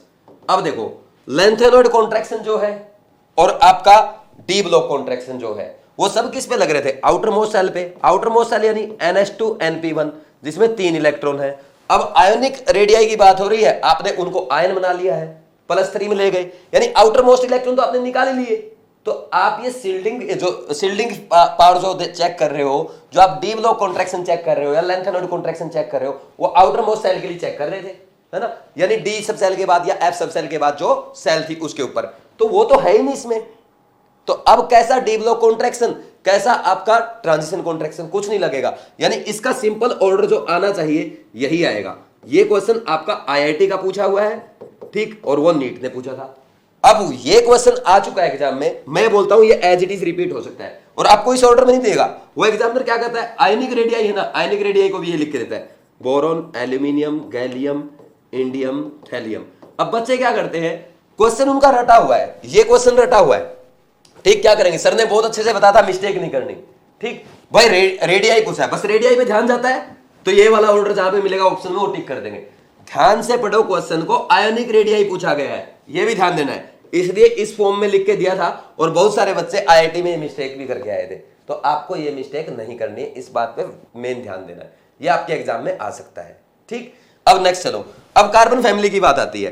कार्बन फैमिली में एक्सेप्शन नहीं आएगा, क्यों नहीं आएगा, देखो कार्बन फैमिली में अगर हम बात करें, यहाँ पे जर्मेनियम में, इसमें भी 3D में इलेक्ट्रॉन भरे गए, लेकिन इसमें जैसे जैसे ना हम दूर जाते जाएंगे, तो खास बात यही है केमिस्ट्री की, मतलब एक स्टेप पे आपके एक्सेप्शन आते हैं, ठीक, ये नहीं कि पूरे मतलब पूरे इसमें पीरियड में ही एक्सेप्शन आता रहेगा, तो वो एक्सेप्शन ओनली इस ग्रुप में आ गया, इसके बाद नहीं आएगा, तो इसमें कोई एक्सेप्शन नहीं आएगा, सीधा ये ऑर्डर आएगा, ठीक। तो आप यहां पे लिख लोगे, कहे सीता जी सुने प्रभु, और यहां पे ये अगर ये शो करना चाहो आप कि SN का और PB का अप्रोक्स सेम होता है, मतलब थोड़ा साइज ज्यादा डिफरेंस नहीं रहता, वो लिख सकते हो, लेकिन इसका down the group increasing order आएगा। ये हो गया आपका कार्बन फैमिली। सबसे ज्यादा इंपॉर्टेंट थी बोरोन फैमिली। इसके बाद हम बात करेंगे, इसके बाद जो बात आती है, एक और ऑर्डर है, जैसे मैं आपसे पूछूं F- और H- में बड़ा कौन है, तो आप बोलोगे इसका 2s2p6 नियोन का कॉन्फ़िगरेशन, इसका 1s2, इसका हीलियम का कॉन्फ़िगरेशन, तो आप कहेंगे 2s2p6 वाला बड़ा है, इसमें 1s2 है। एक्चुअल में यहाँ पे क्या होता है, इलेक्ट्रॉन बाई प्रोटॉन रेशो की अगर बात की जाए, यहाँ पे 10 इलेक्ट्रॉन 10/9 और यहाँ पे 2/1, तो इसका इलेक्ट्रॉन बाई प्रोटॉन रेशो बहुत बड़ा हो जाता है, इसलिए हाइड्राइड आयन बड़ा होता है। और बल्कि आप इसको ऐसे लिख लो, F- से भी बड़ा होता है, Cl- से भी बड़ा होता है, Br- से भी बड़ा होता है, I- से छोटा होता है हाइड्राइड आयन। ये ऑर्डर भी लिख लो, आपके कहीं पे भी काम आ सकता है, कहीं पे भी पूछ सकता है, इंपॉर्टेंट ऑर्डर है ये, है ना, ये भी अच्छे से आप लिख लो, ठीक। समझ आ गया सबको? F माइनस से बड़ा, Cl माइनस से बड़ा, Br माइनस से बड़ा, H माइनस बड़ा है इनसे सबसे, लेकिन I माइनस से छोटा है, क्योंकि इसका इलेक्ट्रॉन बाई प्रोटॉन रेशो जो है वो 2:1 है, ठीक, इसलिए इन सबसे बड़ा है, ठीक। ये ध्यान रखना पड़ेगा, कुछ चीजें होती है एनसीईआरटी में जो हमें ध्यान रखनी पड़ती है, तो ये तो आपको ध्यान ही रखना पड़ेगा। तो इनको नोट करो, ये वाला पार्ट बहुत इंपॉर्टेंट था, ये नीट का पूछा हुआ क्वेश्चन, ये आईआईटी का पूछा हुआ क्वेश्चन, ये भी आपको ध्यान रखना चाहिए, तो इसको नोट करो, फिर हम आगे बढ़ते हैं।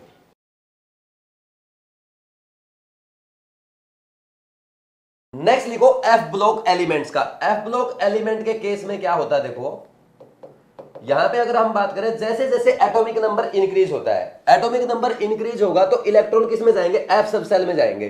तो एफ सब सेल का हम क्या लिखेंगे, एफ सब सेल की शिल्डिंग पावर क्या होती है, शिल्डिंग पावर कम होगी, इसलिए इफेक्टिव न्यूक्लियर चार्ज बढ़ जाएगा और साइज घट जाएगा। यहां पे लिख देना as atomic number increase, as Z increase in f sub shell shielding power decrease, effective nuclear charge increase, size decrease. समझ आ रही बात? जैसे अगर हम बात करें लेंथेनॉइड की सबसे पहले, तो हम लिखते हैं सीने पर नदिया प्रेम की समाई यूं ही, और तब दिल गदगद हुआ, वो लिखते हैं ना, और तुम लाजवाब लगते हो, ठीक। ये अपने आप लिखते रहना आप, है ना, बार बार ये सारी मैं नहीं करूंगा, तो लास्ट में आएगा लुटेशियम, ठीक। तो यहाँ पे 58, 59, 60 ऐसे चलोगे और 71 तक आएगा। तो जैसे जैसे एटॉमिक नंबर बढ़ता जाएगा साइज घटता जाएगा, ठीक, ये ऑर्डर आता है। और एक बात का हमेशा ध्यान रखना, सबसे आगे सबसे बड़ा एनसीईआरटी में डेटा दिया गया है यूरोपियम है, यूरोपियम इसमें सबसे बड़ा होता है, कोई डाउट नहीं होना चाहिए इसमें। लेकिन अगर बात की जाए इसके कैटायंस की, कैटायन यानी इसके 3+ चार्ज, ठीक है, लेंथेनर्ड्स इन +3 ऑक्सीडेशन स्टेट, तो उसमें इनका साइज घटता जाएगा लगातार, क्योंकि अब इलेक्ट्रॉन है ही नहीं, अब लेंथेनॉइड कॉन्ट्रैक्शन नहीं लगेगा, सिंपल, जैसे हम क्या करते हैं साइज पीरियड में जैसे घटाते हैं वैसे घटेगा एज एटॉमिक नंबर इंक्रीज। समझ आ रही बात? ये लिखना आपको, ठीक। और अगर बात करोगे आप एक्टेनॉइड की, थोड़े पापड़ यूं नापो पुराने आम कम बिकेंगे, कैफे में ऐसे फरमाओ मैडम नाश्ता लाओ, ठीक, ये पढ़ते हम लोग। यहाँ पे इसका 90 है और ये 91, 92, 93 और ये 103, तो इनमें भी लगातार डिक्रीज होता जाता है, ठीक, इसमें कोई एक्सेप्शन नहीं। एक्सेप्शन एक ही जगह यूरोपियम का साइज बड़ा होता है, लेंथेनॉइड में सबसे बड़ा कौन है, यूरोपियम है, बस ये ध्यान रखना है, इसको और लिख लो। अब अपने पास कोई ऐसा क्वेश्चन नहीं बचा जो एग्जाम में आएगा और हम एटॉमिक साइज पे या एटॉमिक रेडियाई पे नहीं कर पाएंगे, आपने अच्छे से कर दिया। इसके 2 छोटे छोटे टॉपिक और बचे हैं जो इस पे ही बेस्ड है, हाइड्रेशन एनर्जी यानी या हाइड्रेटेड रेडियाई, वो भी कर लेते हैं और डेंसिटी भी कर लेते हैं। लिखो इसको जल्दी से।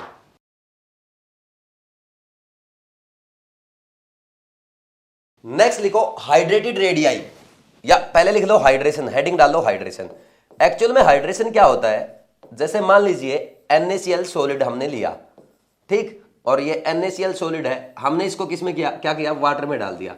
तो वाटर में जब हम इसको डालेंगे तो ये क्या हो जाएगा, हम इसको लिखते हैं NaCl एक्वस, ये लिखते हैं। इसका मतलब एक्चुअल में क्या होता है, जैसे हमारे पास ये आयंस जो है, ये हमारा बीकर है, इसमें सोडियम प्लस आयंस है, ठीक, और Cl- आयंस है, ठीक।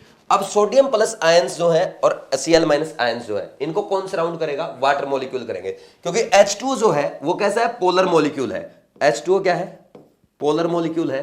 पोलर मॉलिक्यूल मतलब इस पे पोल्स बनेंगे, प्लस चार्ज और माइनस चार्ज के, ये बन गया। अब पॉजिटिव और नेगेटिव। अब देखो सोडियम के ऊपर, जैसे अगर हम बात करें सोडियम की, या उधर ही बना देते हैं, इधर ही बना देते हैं इसके नीचे। देखो सोडियम के ऊपर क्या होगा, सोडियम को क्या करेगा, वाटर का नेगेटिव पार्ट अट्रैक्ट करेगा, ऐसे वाटर का नेगेटिव पार्ट, ठीक, वाटर का नेगेटिव पार्ट। समझ आ रही है ये बातें अपने को, ये बातें हमें समझ में आ रही है, ये हो रहा है, ठीक। तो यहां पे ये हो गया, ठीक।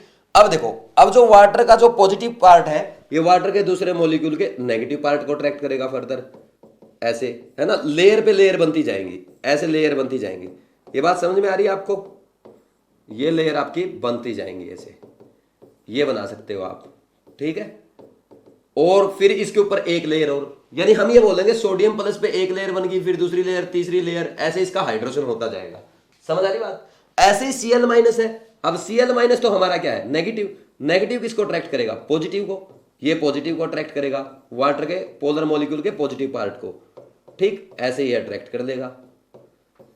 ठीक, और फिर ये एक लेयर बन गई, फिर इसके ऊपर एक लेयर और आ जाएगी, ये इसका नेगेटिव वाटर के पॉजिटिव को अट्रैक्ट करेगा। अब ये वाटर के जो नेगेटिव है ना बाहर, ये इसके वाटर के पॉजिटिव को अट्रैक्ट करेंगे, तो ऐसे बनता जाएगा अपना।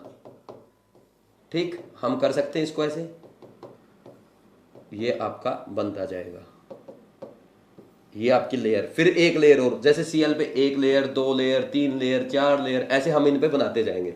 समझ आ रही बात? This is hydration. ठीक, ये हाइड्रेशन है, ये हाइड्रेटेड मॉलिक्यूल है। और अब अगर हम बात करेंगे, ये यहां पे, यहां से ये सेंटर से, और ये जो है दिस इज हाइड्रेटेड रेडियाई। ये क्या है? हाइड्रेटेड रेडियाई है। क्या बोलोगे इसको? Hydrated radii. ठीक, और इधर ये, यहां पे ये Cl एटम है, तो ये Cl एटम की हाइड्रेटेड रेडियाई है। समझ आ रही बात? ये होता है हाइड्रेटेड रेडियाई। हाइड्रेटेड रेडियाई होता है, एक हाइड्रेशन एनर्जी होता है।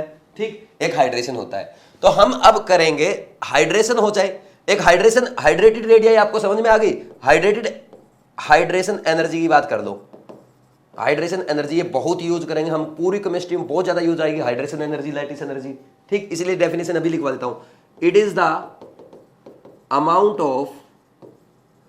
amount of energy liberated during hydration। ठीक, प्रॉपर डेफिनेशन हम आगे बहुत डिटेल में पढ़ेंगे अच्छे से, बस अब सिंपल पढ़ लो। जब भी हम किसी का हाइड्रेशन करते हैं तो उससे एनर्जी रिलीज होती है, that is called hydration energy. ठीक, अब देखो, अब हम बोलेंगे एज हाइड्रेशन इंक्रीज, तो आप क्या बोलोगे भाई? हाइड्रेशन, या इससे पहले एक काम कर दो, फिर दो बार नहीं लिखना पड़ेगा अपने को, पहले देख लो। हाइड्रेशन इज डायरेक्टली प्रोपोर्शनल, मतलब जितना ज्यादा चार्ज होगा, मान लीजिए एक पे +1 है, एक पे +2 है, एक पे +3 है, या बोल दो -1 है, -2 है, -3 है, जितना ज्यादा चार्ज होगा उतना ज्यादा किसको अट्रैक्ट करेगा? ये वाटर मॉलिक्यूल को अट्रैक्ट करेगा। तो hydration is directly proportional to charge on ion. ठीक, चार्ज ऑन आयन। अब देखो, चार्ज कहां पे? आयन पे चार्ज है, यानी इसका, जैसे इसका पॉजिटिव चार्ज इसको अट्रैक्ट कर रहा है। ठीक, वाटर मॉलिक्यूल को। ठीक, जितना ज्यादा चार्ज होगा, +1 +2 +3, जितना चार्ज बढ़ता जाएगा उतना हाइड्रेशन बढ़ता जाएगा। और अगर हम बात करें इसकी साइज की, साइज ऑफ आयन, उसके इनवर्सली प्रोपोर्शनल होगा, क्योंकि बड़ा साइज होगा तो कम हाइड्रेशन होगा, क्योंकि ये वाटर मॉलिक्यूल कम लग पाएंगे। एक लेयर तो बना ली, दूसरी लेयर बनाने में दिक्कत आएगी, दूसरी बना लेगा, तीसरी लेयर बनाने में दिक्कत आएगी। बात समझ रहे हो? तो हम क्या बोलेंगे? Hydration is directly proportional to charge on ion. ठीक, but inversely proportional to size of ion. ठीक, ये होता है। कोई डाउट है क्या? ठीक, तो या ऐसे ही बोल सकते हो, as charge by radius ratio increase, hydration increase. ठीक, हाइड्रेशन इंक्रीज हो जाएगा। As hydration increase, hydrated radii क्या होगी? ज्यादा होगी, क्योंकि ज्यादा लेयर बनेगी तो हाइड्रेटेड रेडियाई ज्यादा होगी। हाइड्रेशन एनर्जी क्या होगी? ज्यादा होगी। ये बातें समझ में आ रही है आपको? ये आपको नोट करनी है। अब इसके एग्जांपल कर लेंगे, बस इतना हाइड्रेशन है, लिखो इसको जल्दी से।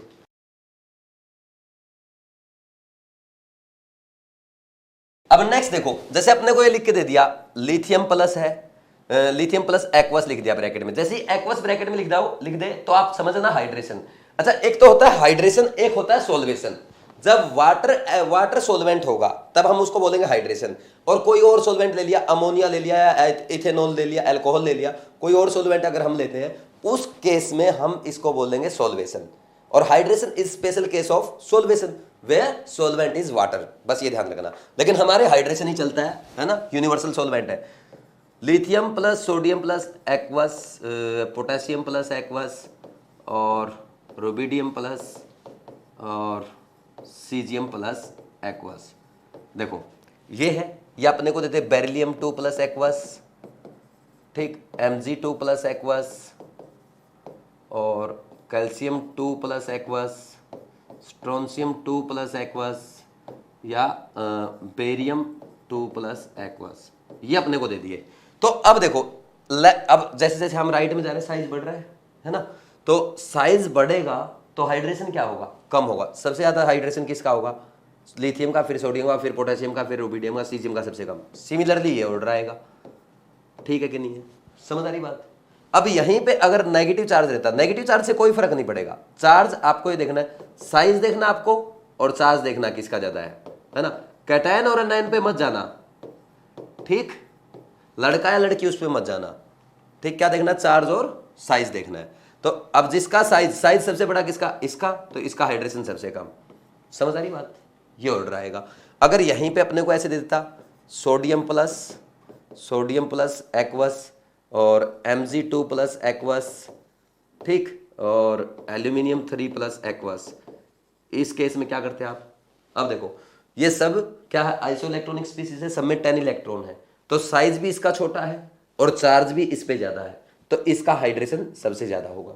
सिमिलरली अपने को दे देता, जैसे मान लीजिए F- दे देता, O2- दे देता, या N3- दे देता। अब आप कहेंगे सर इसका साइज बड़ा है, साइज से पहले हम चार्ज देखते हैं, तो इसका हाइड्रेशन ज्यादा होगा। साइज से पहले हमेशा चार्ज देखना आपको, ठीक है, ये ध्यान रखना। ये मत बोल देना सर इसका साइज बड़ा है तो इसका हाइड्रेशन कम होगा, ये मैं पहले ही बोलता हूँ, साइज देखना, ठीक। मेनली आपके यही पूछे जाएंगे, ज्यादा टेंशन नहीं लेनी आपको। तो अब हम इसमें ये पढ़ा हमने, as size increase, size of ion increase, hydration क्या हो रहा है, डिक्रीज, है ना। हाइड्रेशन डिक्रीज हुआ तो हाइड्रेटेड रेडियाई डिक्रीज और हाइड्रेशन एनर्जी डिक्रीज, ये हमने पढ़ा है, ठीक। अब एक और कॉन्सेप्ट आता है आयोनिक मोबिलिटी।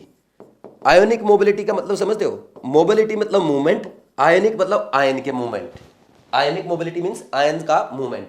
तो ionic mobility is inversely proportional to hydration. तो सिंपल सी बात है, यहां पे आप देख के चलो भाई, जितना बड़ा साइज होगा आयन का भाई उसका हाइड्रेशन हो गया। एक तो छोटा आयन है, देखो यहां पे अगर हम बना लें, देखो इधर बना लेते हैं, ठीक, यहां पे एक छोटा आयन है, ठीक, इसका हाइड्रेशन हुआ, हाइड्रेशन और हुआ और हुआ और हुआ और हुआ, बहुत बड़ा हो गया। एक पहले ही बड़ा कैटायन था, थोड़ा सा बड़ा कैटायन था, इसका हाइड्रेशन कम हुआ, ठीक। तो अब बताओ इसको भी मूव करना है, इसको भी मूव करना है, बड़ा ज्यादा मूव करेगा या छोटा ज्यादा मूव करेगा, ये ज्यादा ज्यादा ज्यादा मूव करेगा ना भाई, सिंपल सी बात है। आप एक बात मान लो, जैसे मैं हूं, मेरे क्या किया भाई, मेरे क्या कर दिया, 2-3 छोटे छोटे बच्चे लटका दिए, ठीक, छोटे छोटे बच्चे लटका दिए और मेरे को बोला दौड़ लगाओ, और एक बिल्कुल छोटा बच्चा मेरे से भी, उसके 10 बच्चे लटका दिए, है ना। उसका साइज और बड़ा हो जाएगा ना, उसको बोला अब दौड़ो तो वो नहीं दौड़ पाएगा। समझ आ रही बात, उससे तेज तो मैं दौड़ दूंगा, भले ही मेरा साइज बड़ा है लेकिन मेरा हाइड्रेशन कम हुआ है, मेरे कम वेट लटका है। समझ आ रही बात। तो जिस कैटायन का साइज बड़ा होगा उसका हाइड्रेशन कम होगा, उसका आयनिक मूवमेंट ज्यादा होगा जब उसको इलेक्ट्रिक फील्ड में रखा जाएगा। समझ आ रही बात। तो आयनिक मोबिलिटी ये होता है। और आयनिक मोबिलिटी बोल दो या कंडक्टेंस बोल दो, हम ये बोल सकते हैं conductance. Conductance is directly proportional to ionic mobility, ठीक, which is inversely proportional to hydration. आपको ये भी पूछ सकता है कंडक्टेंस किसकी ज्यादा होगी। समझ आ रही बात। तो जैसे अपने को इसमें पूछ ले, ये है lithium plus, sodium plus, potassium plus, rubidium plus, caesium plus, ठीक। तो इसमें पूछ ले आयनिक मोबिलिटी, तो ये आयनिक मोबिलिटी का ऑर्डर आएगा। समझ आ रही बात। बेरिलियम 2 प्लस है, या अपने को ये लिख देते हैं Na प्लस, Mg2 प्लस और एल्यूमिनियम 3 प्लस। सबसे ज्यादा हाइड्रेशन इसका होगा तो इसकी आयनिक मोबिलिटी सबसे कम होगी। ये हमने आयनिक मोबिलिटी का ऑर्डर लिखा है, उल्टा किसका, हाइड्रेशन का। जैसे एक क्वेश्चन पूछा गया था नीट में, which of the following has maximum highest ionic mobility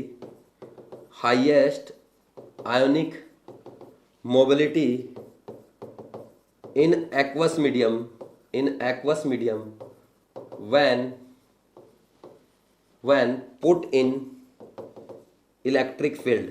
तो पहला ऑप्शन था आपका लिथियम प्लस एक्वस, दूसरा ऑप्शन था आपका पोटेशियम प्लस एक्वस, ठीक, तीसरा ऑप्शन था आपका रुबिडियम प्लस एक्वस, और fourth option is caesium plus aqueous.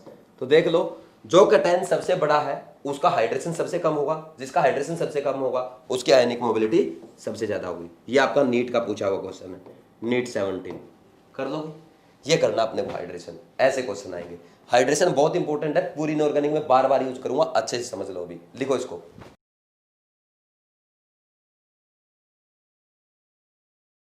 Next लिखो आज के लेक्चर का लास्ट टॉपिक डेंसिटी, ये और इसी पे बेस्ड है, हम कर लेते हैं। देखो डेंसिटी क्या होता है आपको पता ही है, density is equal to mass per unit volume. अब वॉल्यूम हम कैसे पता करेंगे, वॉल्यूम आपको पता है, हम एटम की साइज की बात करेंगे, volume is directly proportional to size, because volume क्या होता है, वॉल्यूम आप पढ़ के आए हो 4/3 पाई आर क्यूब, ये फॉर्मूला लगाएंगे तो जैसे साइज बढ़ेगा वॉल्यूम भी बढ़ेगा, समझ आ रही बात। तो अब बात अगर हम करें in a group as we go top to bottom जाने पे डेंसिटी इंक्रीज होती है, डेंसिटी इंक्रीज होगी because increase in mass is much more than increase in volume, इसके कारण, समझ आ रही बात। तो यहां पे हम जब लिखेंगे, जैसे हम लिथियम, सोडियम, पोटेशियम, रुबिडियम और सीजियम, इसका ऑर्डर लिखे तो ये आना चाहिए, समझ आई बात। लेकिन ऐसा नहीं आता है, यहां पे एक एक्सेप्शन है। देखो होता क्या है, यहां पे ये ऑर्डर यहां से फेल हो जाता है। यहां पे क्या आएगा, कलर चेंज करके लिख रहा हूं ताकि याद रहे आपको। सोडियम की डेंसिटी थोड़ी सी ज्यादा हो जाती है पोटेशियम से, ये पॉइंट आपको यहां पे याद करना है, एग्जाम में पूछा भी जाता है।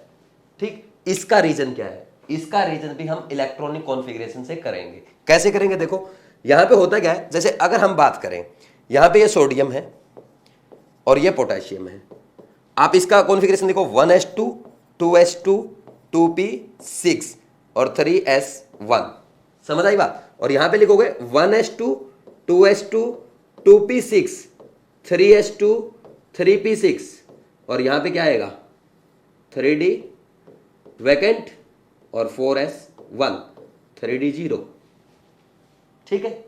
अब यहां पे होता क्या है, वैकेंट डी सब सेल होने के कारण इसकी वॉल्यूम में एकदम अचानक इंक्रीमेंट हो जाता है, बहुत ज्यादा इंक्रीज हो जाती है सोडियम के कंपैरिजन में, और बहुत ज्यादा साइज इंक्रीज होने की वजह से density is equal to mass per unit volume, इसकी डेंसिटी घट जाती है। हम क्या बोलेंगे, due to presence of vacant 3d orbitals there is abrupt means अचानक, abrupt increase in volume of potassium, ठीक, hence density decrease, ठीक, साइज बढ़ेगा यानी वॉल्यूम बढ़ेगी, ठीक। लेकिन इसमें ऐसा नहीं होता है, तो हम ये बोल देंगे ये बेचारा छोटा सा है, ये आप बना दोगे छोटा सा है, ठीक, ये छोटा सा, और इसका साइज एकदम बहुत ज्यादा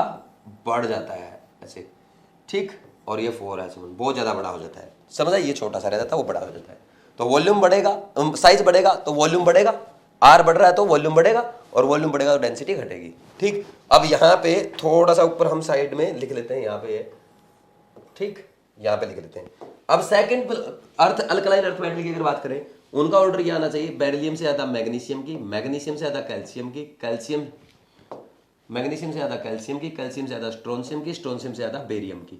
लेकिन यहां पे भी ऐसा नहीं होता है, ये ऑर्डर पूरा चेंज हो जाता है, उल्टा हो जाता है। उल्टा कैसे होगा, अलग कलर से लिख देता हूं, ये भी आपको ध्यान रखना है। और सेम रीजन यहां भी आता है कि साइज छोटा होने से डेंसिटी बढ़ जाती है, बेरिलियम, मैग्नीशियम और कैल्शियम तीनों से पीछे चला जाएगा, क्योंकि बेरिलियम का और मैग्नीशियम का साइज बहुत छोटा हो जाता है।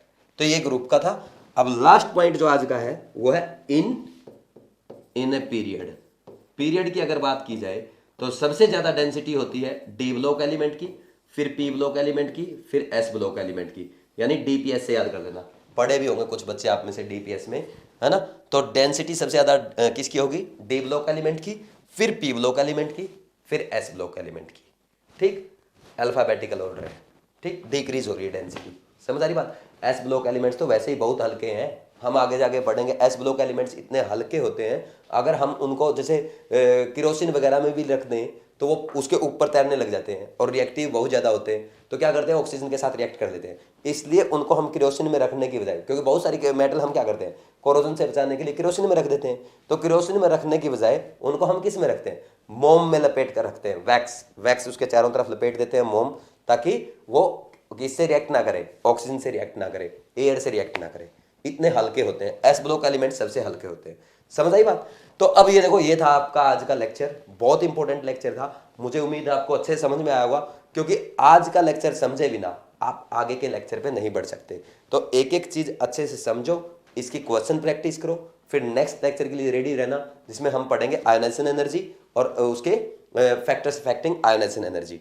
फिर उसके नेक्स्ट लेक्चर में पढ़ना अपने को एप्लीकेशन ऑफ आयोनाइजेशन एनर्जी। जो आज का लेक्चर है, जितना मैंने पढ़ाया है, इसमें एनसीईआरटी में ज्यादा कुछ पढ़ना नहीं, आपने कल ही पढ़ लिया है। ठीक, पढ़ना चाहो तो कुछ थोड़ा बहुत देख के आओ, तो नोट्स, पुराने नोट्स भी वाइज के अगर आपके पास है तो वो आप क्या कर सकते हो, आप जो नोट्स देख के आ सकते हो आयोनाइजेशन एनर्जी के और फैक्टर्स अफेक्टिंग आयोनाइजेशन एनर्जी के। आपको कुछ समझ में आए अच्छी बात है, नहीं आए तब भी अच्छी बात है, बस एक बार देख लेंगे, ओवरव्यू ले लेंगे तो आपको पढ़ने में मजा आएगा। ठीक, तो एनसीईआरटी में आज कुछ नहीं पढ़ना है, ओनली इसकी क्वेश्चन प्रैक्टिस करनी है और कल आयोनाइजेशन एनर्जी के लिए हमें तैयार रहना है। ठीक है, ऐसे ही जैसे मेहनत कर रहे हो, पूरे लेक्चर एक साथ बैठ के देख रहे हो, डेली पे क्वेश्चन प्रैक्टिस कर रहे हो, ऐसे ही लगे रहो। वो दिन दूर नहीं जब आप अपने सपने पूरे होते देखेंगे। Thanks, all the best.